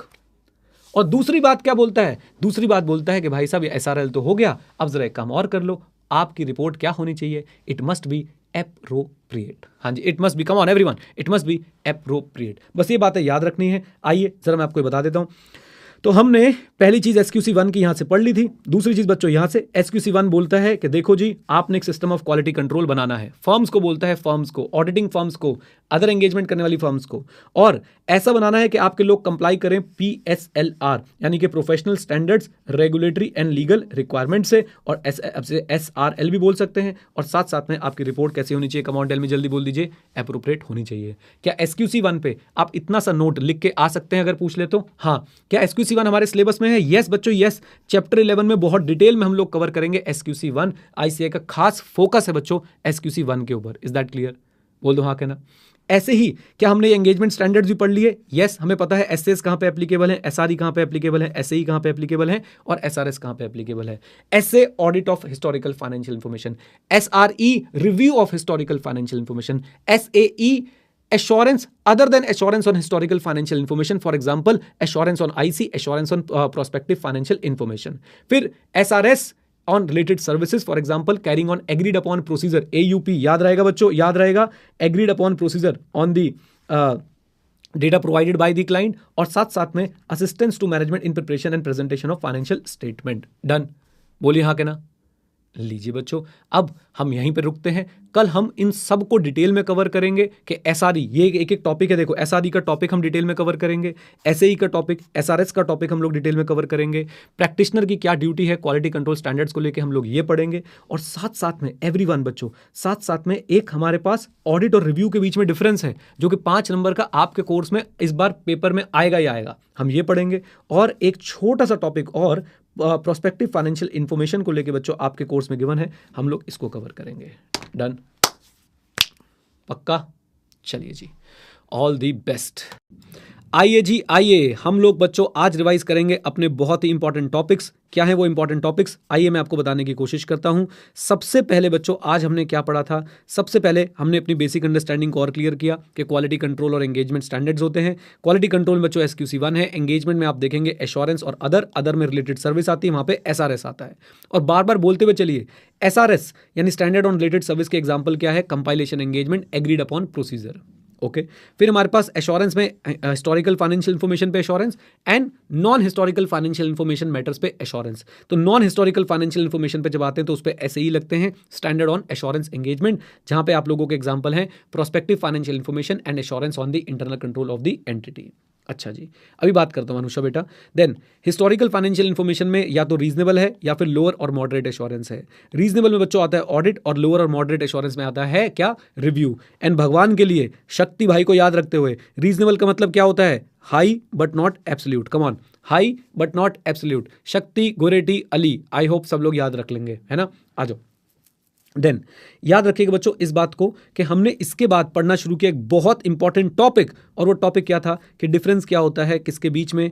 आपके reasonable assurance और limited assurance engagement के बीच में। सबसे पहली बात बच्चों याद रखें, लेवल ऑफ वर्क का डिफरेंस होता है, प्रोसीजर्स का डिफरेंस होता है। ऑडिट में थॉरो प्रोसीजर्स जो है वो लगाए जाते हैं, टेस्ट ऑफ कंट्रोल, आपका सब्सटैंटिव प्रोसीजर्स, साथ साथ में आपको यहाँ पे AEIOU रीपरफॉर्म एक्सटर्नल कन्फर्मेशन, ये सारी चीज़ें यहाँ पे लगाई जाती हैं। और जब हम बात करते हैं बच्चों लिमिटेड एश्योरेंस में, यहाँ पे इंक्वायरीज और एनालिटिकल प्रोसेस से काम चल जाता है, डेप्थ जो है वो थोड़ी सी कम होती है। यहाँ पे दी जाती है high level of assurance, Goretti, high level of assurance, और यहाँ पे क्या दी जाती है बेटा जल्दी बताओ? मॉडरेट और lower level of assurance, right. फिर यहाँ पे पॉजिटिवली वर्डेड ओपिनियन है, यहाँ पे नेगेटिवली वर्डेड ओपिनियन है। ज्यादा रेगुलेशन ज्यादा standard, less regulation less standard. Example है ऑडिट, एग्जांपल है review. Now positively worded, negatively worded का एग्जांपल देता हूँ। पॉजिटिवली वर्डेड में हम लोग बोलते हैं that financial statement are prepared in all material respect as per applicable financial reporting framework. And negatively worded में हम लोग बोलते हैं nothing has come to our attention that causes us to believe that financial statement are not prepared as per applicable financial reporting framework. Negatively worded opinion इसी को बोलते हैं, हम उसे नेगेटिवली एक्सप्रेस करते हैं कि हमें कुछ ऐसा नहीं मिला जिससे हमें यह लगे कि फाइनेंशियल स्टेटमेंट AFRF के हिसाब से नहीं बने हैं। Is that clear? आ जाओ। देन यहां पे हम लोग देखते हैं कि सब्जेक्ट मैटर मटेरियल एस्पेक्ट में सूटेबल क्राइटेरिया से मैच कर रहा है कि नहीं। यहां पे हम देखते हैं कि सब्जेक्ट मैटर प्लॉजिबल है कि नहीं, यानी कोई ऐसी दो चीजें तो नहीं दिख रही जो आपस में मैच नहीं होती। सेल्स अगर बढ़ रही है क्रेडिट वाली, तो डेटर्स भी उसी हिसाब से बढ़े हैं या नहीं बढ़े हैं, सिंपल सी बात। ओके आ जाइए। तो ये भी हमारे लिए जो है सारी चीज़ें हमने यहाँ पे कवर कर ली, और ये बहुत इंपॉर्टेंट है बच्चों, आपके एग्जाम में पूछा जा सकता है। इसके बाद बच्चों सेकंड टॉपिक हमने क्या कवर किया था आज का? हम लोग गए थे PFI पढ़ने के लिए। क्या पढ़ने के लिए बेटा जल्दी बताओ? PFI पढ़ने के लिए। इसके ऊपर भी क्वेश्चन आ सकता है। PFI पहले तो एग्जाम्पल क्या है? Prospective financial information. क्या ऑडिटर प्रोस्पेक्टिव फाइनेंशियल इन्फॉर्मेशन पे, क्या प्रैक्टिशनर प्रोस्पेक्टिव फाइनेंशियल इन्फॉर्मेशन पे अपना ओपिनियन दे सकता है? Answer is yes. कौन से स्टैंडर्ड्स फॉलो करेगा वो? कौन से स्टैंडर्ड्स फॉलो करता है बच्चों? वो फॉलो करता है SAE, standard on assurance engagement. अब PFI क्या है? Prospective financial information. It is the information which is based on assumption about events that may occur, possible actions by entity and can be in the nature of forecast और projection. forecast क्या होता है? पुराने data के base पे नया data बनाना. projection क्या होता है? बिल्कुल एकदम स्क्रैच से नया डेटा बनाना. राइट तो आप समझ सकते हैं ज्यादा अनसर्टेनिटी प्रोजेक्शन में है, फोरकास्ट में कम अनसर्टेनिटी होती है कंपैरेटिवली. एक बार फिर बोल देता हूं, PFI is the financial information based on assumption about event that may occur in the future, possible actions by entity and can be in the nature of forecast और projection. अब सुनिए, प्रैक्टिशनर को क्या करना है? सफिशिएंट एप्रोप्रिएट एविडेंस ऑब्टेन करना है कि assumptions अनरीजनेबल नहीं है, PFI एज पर assumption बनी है, PFI प्रॉपरली प्रेजेंटेड है एंड मटेरियली assumption डिस्क्लोज्ड है. चारों बातें मेरे साथ. assumptions अनरीजनेबल नहीं है, PFI एज पर assumption बनी है, PFI प्रॉपरली प्रेजेंटेड है और मटेरियल assumption प्रॉपरली डिस्क्लोज्ड है. जो बच्चे YouTube पे रिवीजन वीडियो को देख रहे हैं और सोच रहे हैं कि ये क्या है, ये कौन सा टॉपिक है जो हमने नहीं पढ़ा, तो प्लीज डोंट बी अ गोरेटी, डोंट बी अ अली, कम टू Edu91. ओके आ जाओ आगे चलते हैं और देखने की कोशिश करते हैं बच्चों. यहाँ पे जो सफिशिएंट एप्रोप्रिएट एविडेंस होता है वो कैसा होता है? फ्यूचर ओरिएंटेड होता है. और प्रैक्टिशनर क्या ये ओपिनियन एक्सप्रेस कर सकता है कि भाई result shown in PFI will be achieved? क्या आप एक्यूरेसी को कम ऑन क्या कर सकते हैं? जल्दी बताओ बेटा, क्या आप एक्यूरेसी को वाउच कर सकते हैं? Answer is no. आप एक्यूरेसी को वाउच जो है वो नहीं कर सकते हैं. Is that clear? Language of opinion भी यहाँ पे आप देखेंगे, यहाँ पे भी नेगेटिवली वर्डेड ओपिनियन होता है. Nothing has come to practitioner attention to suggest that assumption do not provide reasonable basis for projection. Nothing has come to practitioners attention that suggests that assumption do not provide reasonable basis for the projection. हमारी attention में ऐसा कुछ नहीं आया कि आपकी assumptions जो हैं वो reasonable basis नहीं दे रही हैं प्रोजेक्शन के लिए. Is that clear? बोलिए पक्का? ये था बच्चों हमारा PFI वाला टॉपिक. आप लोग अगर बाय चांस अपने बुक में देखना चाहते हैं तो देखिए, ये रीजनेबल और लिमिटेड एश्योरेंस खत्म होता है, उसके बाद बच्चों आपका PFI वाला टॉपिक भी कवर होता है. ये सब आपके स्टडी मैट के अंदर भी है, आपने ध्यान रखना है और उसको स्किप बिल्कुल भी नहीं करना है. ओके आइए, देन हमने सारे स्टैंडर्ड्स के बारे में पढ़ लिया था. स्टैंडर्ड्स ऑन ऑडिटिंग बच्चों, audit of historical financial information से डील करते हैं, यूनिफॉर्मिटी लाने में मदद करते हैं. कम ऑन, यूनिफॉर्मिटी लाने में मदद करते हैं. डिफरेंट टॉपिक पे जो है स्टैंडर्ड्स बने हुए हैं जो हम आने वाले टाइम पे पढ़ लेंगे, जैसे objective, documentation, risk assessment, responses, materiality, evidence etcetera. इसकी चिंता मत कीजिए, ये आपको बच्चों बाय हार्ट याद हो जाएगा. एग्जांपल्स भी आपको बाय हार्ट याद हो जाएंगे जब हम लोग आगे ऑडिट पढ़ रहे होंगे. राइट इसी के बाद स्टैंडर्ड्स के बाद हमने बच्चों सारे के सारे इन पे चर्चा कर ली. SRE किस लिए होते हैं? रिव्यू ऑफ फाइनेंशियल स्टेटमेंट पे लगते हैं. रिव्यू एक लिमिटेड एश्योरेंस एंगेजमेंट है. अब तो आपको पता है ना रिव्यू एक कैसा एंगेजमेंट है? कम ऑन टेल मी, जल्दी बताइए. लिमिटेड एश्योरेंस एंगेजमेंट है. लिमिटेड एश्योरेंस मतलब यहाँ पे आप अभी सारा कुछ पढ़ा के लाए हो बच्चों, आपको प्रोसेस इन डेप्थ ज़्यादा नहीं होते हैं, सिर्फ इंक्वायरी और एनालिटिकल प्रोसेस से काम चल जाता है, मोर डेप्थ में काम नहीं होता है. आपका ये बोल सकते हैं नेगेटिवली वर्डेड ओपिनियन होता है, लॉ रेगुलेशन कम लगते हैं, स्टैंडर्ड्स जो हैं वो कम लगते हैं, वही सारी बातें. ओके एक आप लोग याद रख सकते हैं SRE 2400 किससे डील करता है? Engagement to review historical financial statement. बोल दो हाँ के ना. SRE 2400 engagement to review historical financial statement और SRE 2410 review of interim financial information perform by the auditor of the entity. आइए बात करते बच्चों हम लोग फिर SAE की. SAE पे भी हम लोग चर्चा कर चुके हैं. नॉन हिस्टोरिकल फाइनेंशियल इन्फॉर्मेशन पे लगता है. एग्जांपल है SA 3400, याद रख लीजिए. Examination of PFI. हाँ जी, एग्जामिनेशन ऑफ व्हाट? PFI बोले तो प्रोस्पेक्टिव फाइनेंशियल इन्फॉर्मेशन. और एग्जांपल देना पड़ जाए तो इंटरनल कंट्रोल के ऊपर भी आप एश्योरेंस दे सकते हैं क्या? बिल्कुल दे सकते हैं. याद रखिएगा ऑडिट में नहीं बच्चों, ऑडिट में नहीं, उसका अलग आपके पास एंगेजमेंट होगा, SAE से कवर्ड होगा. SRS की बात करते हैं जरा. SRS की बात करते हैं. SRS के मैंने कुछ नोट्स बनाए थे शायद. हाँ SRS इधर देखो. SRS में किस तरह के एंगेजमेंट्स होते हैं? Engagements to carry on AUP याद है? एग्रीड अपॉन प्रोसीजर और कंपाइलेशन एंगेजमेंट. क्या इनके अंदर एश्योरेंस इन्वॉल्व होती है? SRS के अंदर एश्योरेंस इन्वॉल्व होती है क्या? Answer is no. राइट क्या करना होता है? ड्यूटी ऑफ प्रैक्टिशनर क्या होती है? सिंपल सी बात है भाई साहब, जो भी प्रोसीजर उसके मैनेजमेंट ने कॉन्ट्रैक्ट में बताए हैं वो प्रोसीजर उसको जो है वो लगाने होते हैं. तो agreed upon procedure example, perform certain procedure on individual items like accounts receivable. Another example, engaging practitioner to assist the management in PPFS. What is PPFS? Preparation and presentation of financial statement. क्या कोई assurance involve होती है बच्चों? क्या कोई assurance involve होती है क्या? Answer is no. याद रखें SRS में या तो आप AUP करने जा रहे हैं, एग्रीड अपॉन प्रोसीजर, या कंपाइलेशन एंगेजमेंट करने जा रहे हैं. SRS में आपकी ड्यूटी क्या होती है? आपकी ड्यूटी होती है to apply the procedure as per the contract, as per the agreement. Come on, yes और नो बोल दो. एग्जाम्पल क्या क्या हो सकते हैं, आपको फाइनेंशियल डेटा दिया गया है, उस पर आपने क्या करने हैं, प्रोसीजर्स लगाने हैं, वो आपके लिए एक एग्जाम्पल है एग्रीड अपॉन प्रोसीजर का। और एग्जाम्पल क्या हो सकता है, आपको पीपीएफएस में असिस्ट करने के लिए जो है वो अपॉइंट किया गया है। एश्योरेंस बिल्कुल भी इन्वॉल्व नहीं होती है, ना ही रीजनेबल, ना ही मॉडरेट, ना ही लो। ओके, बोल दो हाँ के ना। अच्छा जी, example 4400 engagement to perform agreed upon procedure, 4410 यानी 4410 कंपाइलेशन एंगेजमेंट्स। डन, बोलिए। टफ लगती है बच्चों ये चीज़ें पढ़ते समय, लेकिन अगर आप इसको 2-3 बार अच्छे से रिवाइज कर लेंगे, आपके एग्जाम में अगर आ गया तो मजा आ जाएगा। बोल दो हाँ के ना। ड्यूटी क्या है मेंबर्स की in relation to engagement quality control standards, तो सिंपल सी बात है बच्चों, फॉलो करने हैं। कम ऑन, यस और नो? यस। लेकिन ऐसी सिचुएशन आ जाए कि आप स्पेसिफिक प्रोसीजर जो है वो नहीं लगा पा रहे हैं, तो आपको क्या करना है, DRR डॉक्यूमेंट करना है ऑल्टरनेटिव प्रोसीजर को, रीजन बताना है डिपार्चर का, और रिपोर्ट में लोगों का ध्यान खींचना है डिपार्चर की तरफ। हाँ जी, जनरली स्पीकिंग मेंबर्स को बच्चों ये engagement standards, quality control standards follow करने होते हैं, यस करने होते हैं। याद रखिए, अगर कोई ऐसी सिचुएशन आ जाए जहां पे फॉलो नहीं कर पा रहे हैं, तो आप क्या करेंगे, DRR डॉक्यूमेंट करेंगे, साथ में उसके बाद डॉक्यूमेंट क्या करेंगे, ऑल्टरनेटिव प्रोसीजर। फिर उसके बाद आप लोग क्या करेंगे, रीजन फॉर डिपार्चर बताएंगे और लोगों का ध्यान खींच के रीजन फॉर डिपार्चर पर लेके आएंगे। Is that clear? बोलिए। क्या सिर्फ डिस्क्लोज कर देना, डिस्क्लोजर इन रिपोर्ट, क्या एग्जाम्प्ट कर देता है अकाउंटेंट्स को from complying with relevant standard? Answer is no. आइए, स्कोप ऑफ ऑडिटिंग कवर किया था बच्चों हमने, स्कोप ऑफ ऑडिट को कवर किया था कि हमने, कम ऑन टेल मी, जल्दी बोलो। यस, बहुत अच्छे से कवर किया था, इंपॉर्टेंट टॉपिक है। सबसे पहले भूमिका बना दो। पर्पस क्या था, डिग्री ऑफ कॉन्फिडेंस बढ़ाना है इंटेंडेड यूजर का, उसके लिए हम लोग एक्सप्रेस करते हैं opinion that financial statement are prepared in all material respect as per AFRF। Okay, ये तो भूमिका बन गई। फिर what is included, all aspect related to financial statement, reliability and sufficiency of financial information and disclosures. All aspect related to financial statement, reliability and sufficiency of financial information and disclosures. तो all aspect में बस financial statement से related होने चाहिए। Reliability and sufficiency में आपको accounting system और IC को analyze करना पड़ेगा, check करना पड़ेगा। कैसे करेंगे, AEIOU reperform external confirmation से, साथ में हो। फिर तीसरा पॉइंट था एडिक्वेट डिस्क्लोजर इंश्योर करो, एज पर लॉ रेगुलेशन होने चाहिए। और साथ में देखो कि financial statement proper summary represent कर रही है, मैनेजमेंट की जजमेंट को इवैल्यूएट करो, जैसे कि अकाउंटिंग पॉलिसी को सिलेक्शन को लेके, और साथ साथ में अंडरस्टैंड करो भाई कि फाइनेंशियल स्टेटमेंट किससे बने हुए हैं, हिस्टोरिकल फाइनेंशियल इंफॉर्मेशन से बने हुए हैं। आ जाओ, what is not included, very important. क्या चीजें हैं जो इंक्लूड नहीं होती? Number 1, matter beyond expertise, authentication of genuineness of document, fabricated document दे दिया भैया, आपकी गलती नहीं है, याद रखिएगा। तीसरी बात, इन्वेस्टिगेशन कवर नहीं है। चौथी बात, preparation and presentation of financial statement cover नहीं है। अब इन्वेस्टिगेशन को लेके क्या बात बोलना चाहते हो? इन्वेस्टिगेशन में क्या होता है, इन्वेस्टिगेशन क्यों नहीं कर सकता ऑडिटर? लीगल पावर नहीं है, हम लोग स्टेटमेंट्स रिकॉर्ड नहीं कर सकते।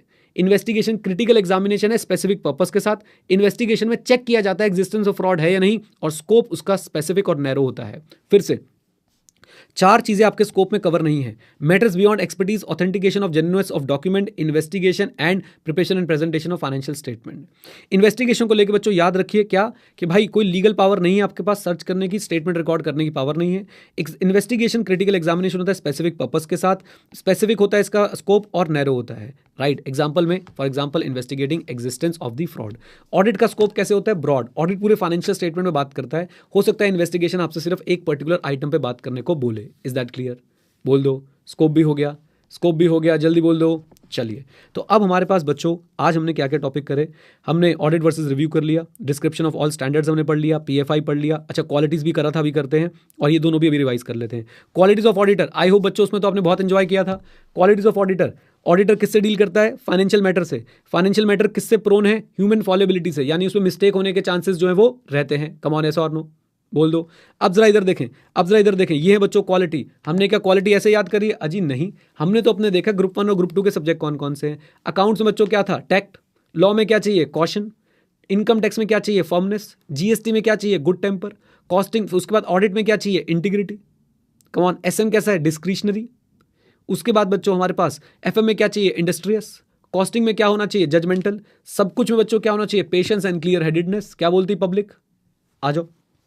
देन इसके बाद highest degree of integrity and independence expect करते हैं हम लोग ऑडिटर से, personal qualities of a good businessman expect करते हैं। उसके पास पोजीशन ऑफ ट्रस्ट होता है, तो इसलिए बेसिक ह्यूमन क्वालिटीज भी होनी चाहिए। Integrity, independence, businessman and basic human qualities like honesty, confidence, discipline etcetera. उसके पास एक्सपर्ट नॉलेज होनी चाहिए फाइनेंशियल स्टेटमेंट की, और उसके पास बच्चों एक्सपर्ट और एग्जॉस्टिव नॉलेज होनी चाहिए किसकी, अकाउंटिंग की। इट्स अ साइन क्वा नन, यानी बिना इसके आप ऑडिट में सर्वाइव ही नहीं कर सकते। It is mandatory, exhaustive knowledge of accounting is mandatory. Specifically accounting principles की, अकाउंटिंग टेक्निक्स वगैरह की आपको जबरदस्त नॉलेज जो है वो होनी चाहिए। डन, ये भी रिवाइज हो गया। क्वालिटीज ऑफ ऑडिटर बोल दूं हाँ के ना। अब फाइनेंशियल स्टेटमेंट का ऑडिट ऐसे हो दैट ऑडिटर शुड इंश्योर कि ये मिसलीडिंग नहीं है। हाँ जी, ये मिसलीडिंग नहीं है। रिवीजन वीडियोस बनाने का फायदा तभी है जब बच्चों आप इनसे रिवाइज करें, नहीं तो खो जाएंगे आप लोग ऑडिट के सिलेबस में। ये लो, person conducting an audit should take care to ensure financial statement would not mislead anybody. तो उसे क्या क्या चीजें करनी चाहिए याद करो, इधर देखो, इधर देखो। अकाउंट्स एंट्री से बने हो, एंट्री सपोर्टेड हो, एंट्री ओमिटेड ना हो। अकाउंट्स एंट्री से बने हो, एंट्री सपोर्टेड हो और एंट्री बेटा ओमिटेड ना हो। इंफॉर्मेशन क्लियर और अनएम्बिगियस हो। अमाउंट एसीपीडी सही से हो रखा हो, सिंपल सी बात, एसीपीडी एज पर एएफआरएफ हो रखा हो। और आपके financial statement true and fair view दे रहे हो आपके ऑपरेशनल रिजल्ट्स का, आपके एसेट्स एंड लायबिलिटीज का। फिर से अकाउंट एंट्री से बने हो, एंट्री सपोर्टेड हो, एंट्री ओमिटेड ना हो, इंफॉर्मेशन क्लियर और अनएम्बिगियस हो, एसीपीडी एज पर एएफआरएफ हो, और लास्ट में जाते थे याद रखिए कि भैया आपके financial statement true and fair view दे रहे हो आपके ऑपरेशनल रिजल्ट्स का और आपकी एसेट्स एंड लायबिलिटीज का। क्या ये भी हमारा टॉपिक कवर हो गया? बोलिए हाँ के ना। यस, तो हमने बच्चों इसकी भी रिवीजन जो है वो कर ली है। अब हमारे पास कुछ टॉपिक्स बचे हैं, हम उनकी कवरेज करेंगे पहले और फिर हम लोग जो है उसके अच्छे से रिवीजन भी कर लेंगे। डन बोल दो, yes sir, yes sir, yes sir. Okay, bye bye, tata, see you. Hello hello hello बच्चों, हेलो। चलिए जल्दी से करते हैं हम लोग क्या, रिवीजन ऑफ चैप्टर नंबर 1। और इसमें हम लोग क्या पढ़ने वाले हैं आज? सबसे पहले बच्चों हम लोग करेंगे एक छोटा सा टॉपिक कवर, और वो टॉपिक है बेनिफिट्स ऑफ ऑडिटिंग, जो विजय माल्या की वजह से होते हैं। याद है आप लोगों को Vijay Mallya? Come on, benefits of auditing में सबसे पहले याद रखें बच्चों, विजय माल्या ने क्या किया था? फेक कॉन्फिडेंस दिया था, याद है ना? फेक कॉन्फिडेंस किस किस को? शेयर होल्डर को, एम्प्लॉय को, बैंकर्स को, लेंडर्स को और गवर्नमेंट को। शेयर होल्डर को, एम्प्लॉय को, लेंडर्स को और गवर्नमेंट को। फिर वो उनके साथ क्या करके चला गया? Fraud, right. और साथ में याद रखें बच्चों, क्या याद रखें? वो याद ये रखें कि भाई उसके कंट्रोल्स क्या थे? वीक थे। That's it, easy. अब इनको बच्चों पॉइंटर्स क्या क्या है? ऑडिटिंग से हाई क्वालिटी इंफॉर्मेशन मिलती है, कॉन्फिडेंस ऑफ यूजर जो है वो बढ़ता है। ऑडिटिंग जो है वो शेयर होल्डर के इंटरेस्ट को सेफ गार्ड करता है, क्योंकि shareholder day to day working में इन्वॉल्व नहीं होते हैं। ऑडिटिंग इंप्लॉइज के ऊपर मॉरल चेक इन्वॉल्व रखता है। गवर्नमेंट अथॉरिटीज जो है टैक्स लाइबिलिटी डिटरमाइन करने में हेल्प करता है ऑडिटिंग। लेंडर्स जो है वो इवेल्युएट कर पाते हैं वेदर टू लेंड और नॉट टू लेंड, यानी उधार दें या ना दें। ओके, टू लेंड और नॉट टू लेंड।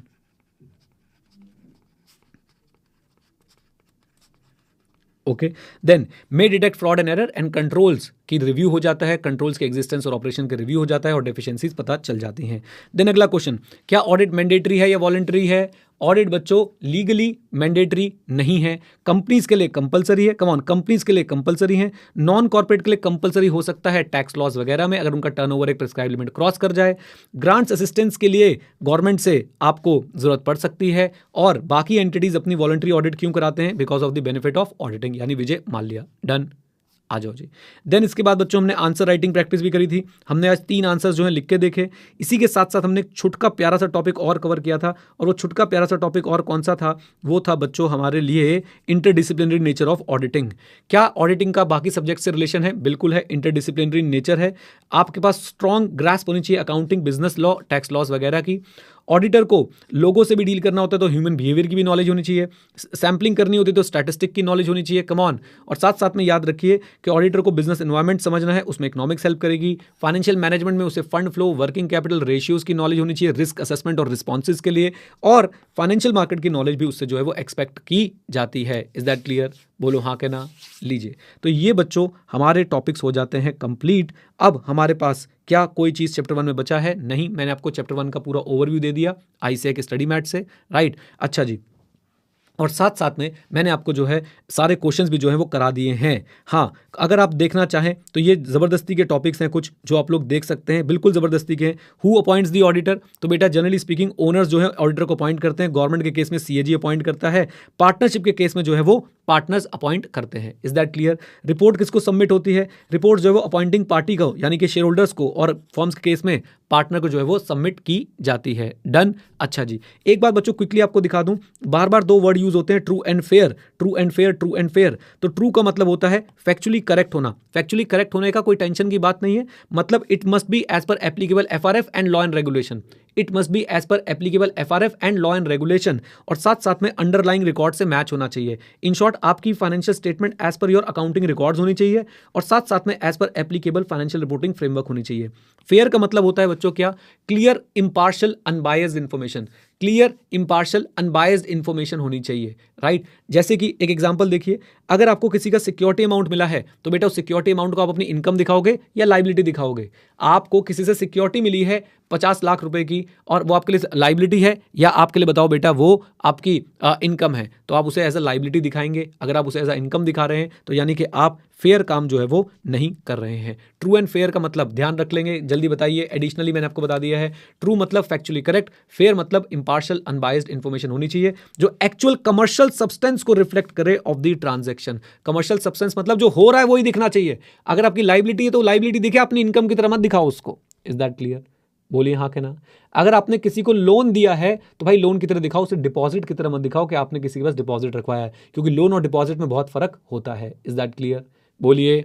चलिए जी, तो ये हो गया हमारा पूरा का पूरा चैप्टर अब रिवाइज। उम्मीद करता हूं आपने इसे एंजॉय किया, क्वेश्चन राइटिंग को एंजॉय किया। अब हम चलते हैं लाइव एमसीक्यूज करने के लिए। क्या बोलती पब्लिक? जो आज के टॉपिक्स थे उसमें से लाइव एमसीक्यूज करा दूं आप लोगों को? बिल्कुल, बोलो, आ जाओ, फिर आ जाओ। लाइव एमसीक्यू बच्चों आप लोगों को यहाँ पे मैं करा देता हूँ ताकि आप लोग हो जाए खुश, और थोड़ा सा आप लोग जो है जीवन में अच्छा काम जो है वो कर पाए।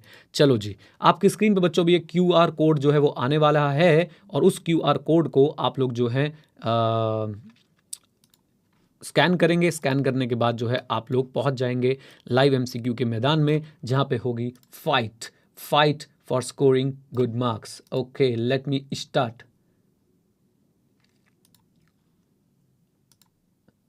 And here we go. चलिए, ऑप्शंस में जाके मैं इसको कर देता हूँ ये, और लीडर बोर्ड कर देता हूँ ऑन, और मैं फिर कर देता हूँ स्टार्ट विद 9 क्वेश्चन।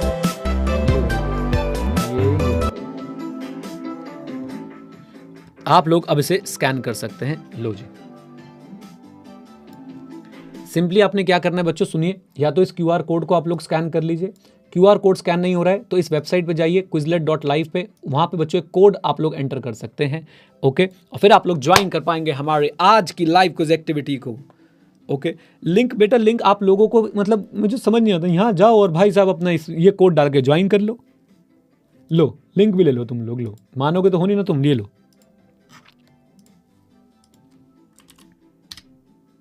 बस डालना तो अभी भी कोड ही पड़ेगा। हाँ जी, आ गए सब? जल्दी जल्दी आओ बेटा, जल्दी जल्दी, फिर अनबॉक्सिंग करेंगे। आज कुछ आया है अनबॉक्सिंग के लिए।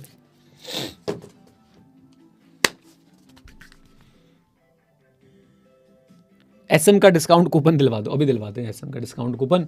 हाँ जी, स्टार्ट करें। 20 more seconds. 20 seconds. Set the alarm for when? Timer for 20 seconds. 20 seconds counting down. जल्दी जल्दी ज्वाइन कर लो, जल्दी जल्दी, फास्ट फास्ट फास्ट फास्ट। चलो भाई, स्टार्ट कर रहा हूं मैं।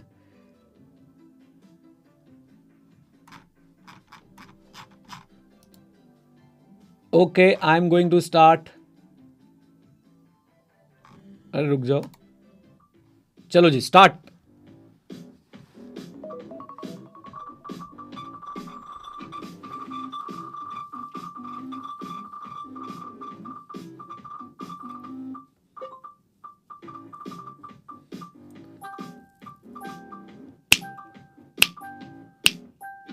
जल्दी जल्दी आंसर करो। सही जवाब है डी। ये बी भाई, प्रोडक्शन एंड मार्केटिंग। क्या मैंने आपको पढ़ाया नहीं? प्रोडक्शन और मार्केटिंग भी रेलेवेंट होता है, कॉस्टिंग भी रेलेवेंट होती है। बोलिए, आ जाओ। डेटा प्रोसेसिंग भी रेलेवेंट होती है। ये फाइनेंशियल मैनेजमेंट वाला बच्चा कौन है भाई? कौन है ये? एक धुरंधर। आ जाओ जी, चेक करते हैं क्या है leaderboard. Shubham very good, Ashrita, Dharani, Lakshmi, Poojita, Jaimin, Vivek, Abhay, Mohi, Anushka, क्या बात है, क्या बात है। चलिए जी, बाकी सब बच्चे भी हैं, मैंने टॉप कुछ बच्चों के नाम लिए हैं, कुछ और रिक्वेस्ट आ रही है, अप्रूव कर दी है। Let's continue.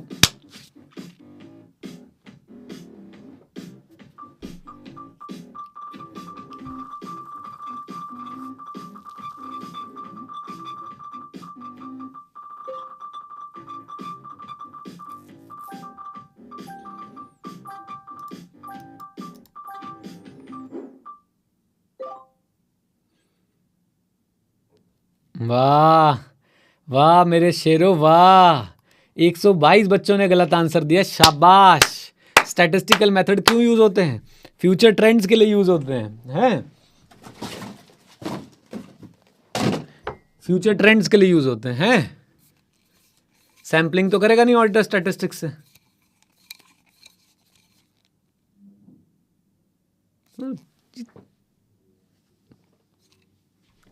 नालायक। पूरा बच्चों इससे देखना पूरा लीडर बोर्ड बदल गया होगा।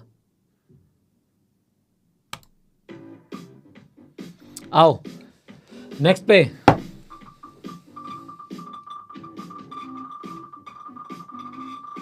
इसका आंसर गलत दे दो तुम, इसका आंसर गलत दे दो तुम, मैं बता रहा हूं तुम्हें।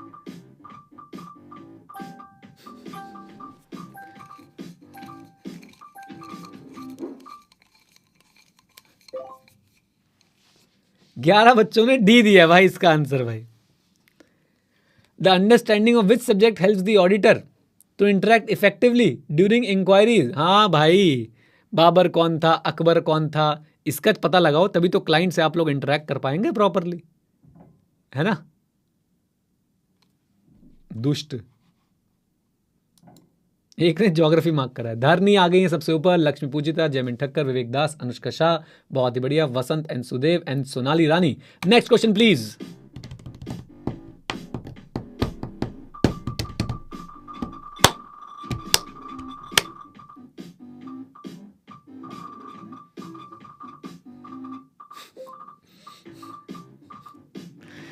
आसान आसान क्वेश्चन बनाए हैं।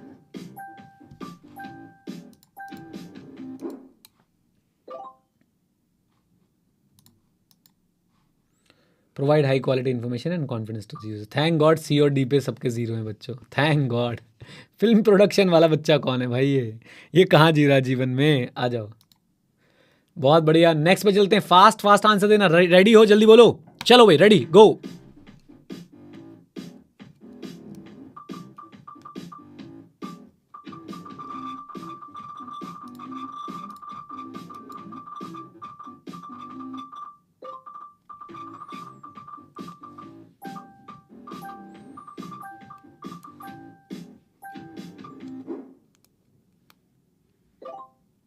Nice.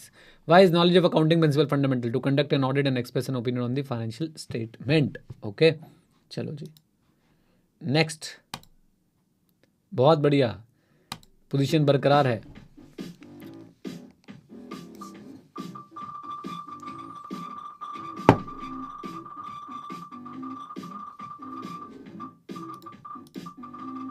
Primary drawn knowledge from which of the following fields?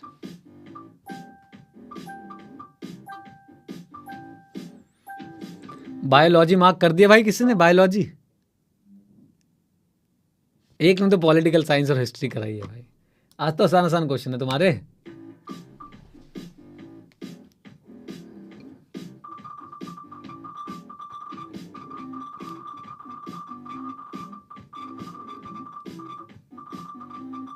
Leader board hang नहीं हुआ बेटा, मैं चेक कर रहा हूं उसको।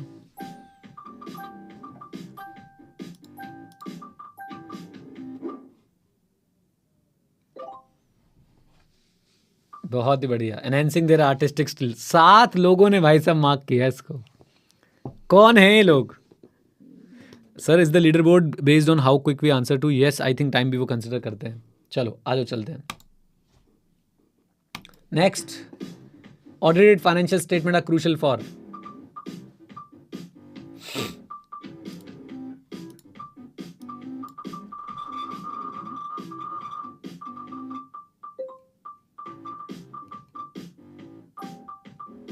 बहुत आसान आसान क्वेश्चन है तुम्हारे लिए आज यार, बच्चों वाले क्वेश्चन डाले हैं। रिवाइज हो रहा है बस कॉन्सेप्ट।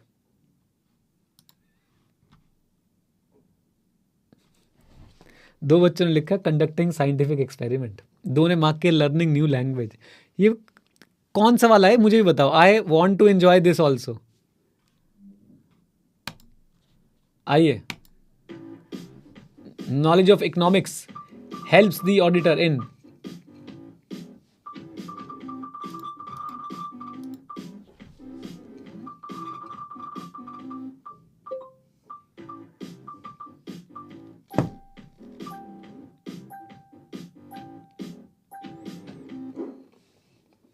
बहुत आसान था ये भी।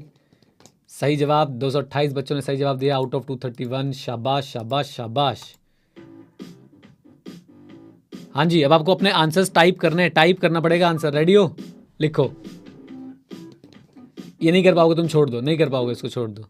ये मैंने जानबूझ के स्किप कर दिया। Just relax, just relax. अगला भी हमें स्किप करना पड़ेगा बच्चों, अगला भी स्किप करना पड़ेगा, छोड़ दीजिए। ये रही समरी हमारी। टॉप स्कोरर हैं, एक्चुअली वो राइटिंग में ना आप लोगों को पता नहीं था क्या लिखना है, तो कंफ्यूज हो जाते हैं आप लोग। टॉप स्कोरर हैं धरनी, लक्ष्मी पूजिता एंड जेमिन। 75% जो है एवरेज मार्क्स आए हैं। हाई स्कोर है 9 एंड 64। 80% और हायर स्टूडेंट्स ने स्कोर किया है। क्या नहीं, 80% और हायर स्कोर किए 64 स्टूडेंट्स ने। क्या बात है, बहुत बढ़िया। जो आंसर सबसे ज़्यादा इनकरेक्ट रहे वो हैं आपके, ये वाला आंसर था 9 multiple choice question, drawing scientific example samples. ये सबसे ज़्यादा जो है आपने गलत आंसर दिया है। याद रखिए कि भाई ड्राइंग साइंटिफिक सैम्पल्स के लिए ही यूज़ करते हैं हम लोग स्टैटिस्टिकल मेथड को। और ओशनोग्राफी ये किसने दे दिया? सॉर्ट करना था ना मुझे, एक मिनट रुकना जरा। हाँ, सबसे ज़्यादा शायद गलत यही रहा था, इनकरेक्ट आंसर। हाँ राइट। चलिए जी, 2 रिटर्न क्वेश्चन थे, उस पर हम लोग ज़्यादा टेंशन नहीं लेंगे। एंड अब आपसे मिलेंगे हम लोग नेक्स्ट क्लास में नए चैप्टर के साथ। ओके, चलो, all the best, bye bye, God bless you, take care.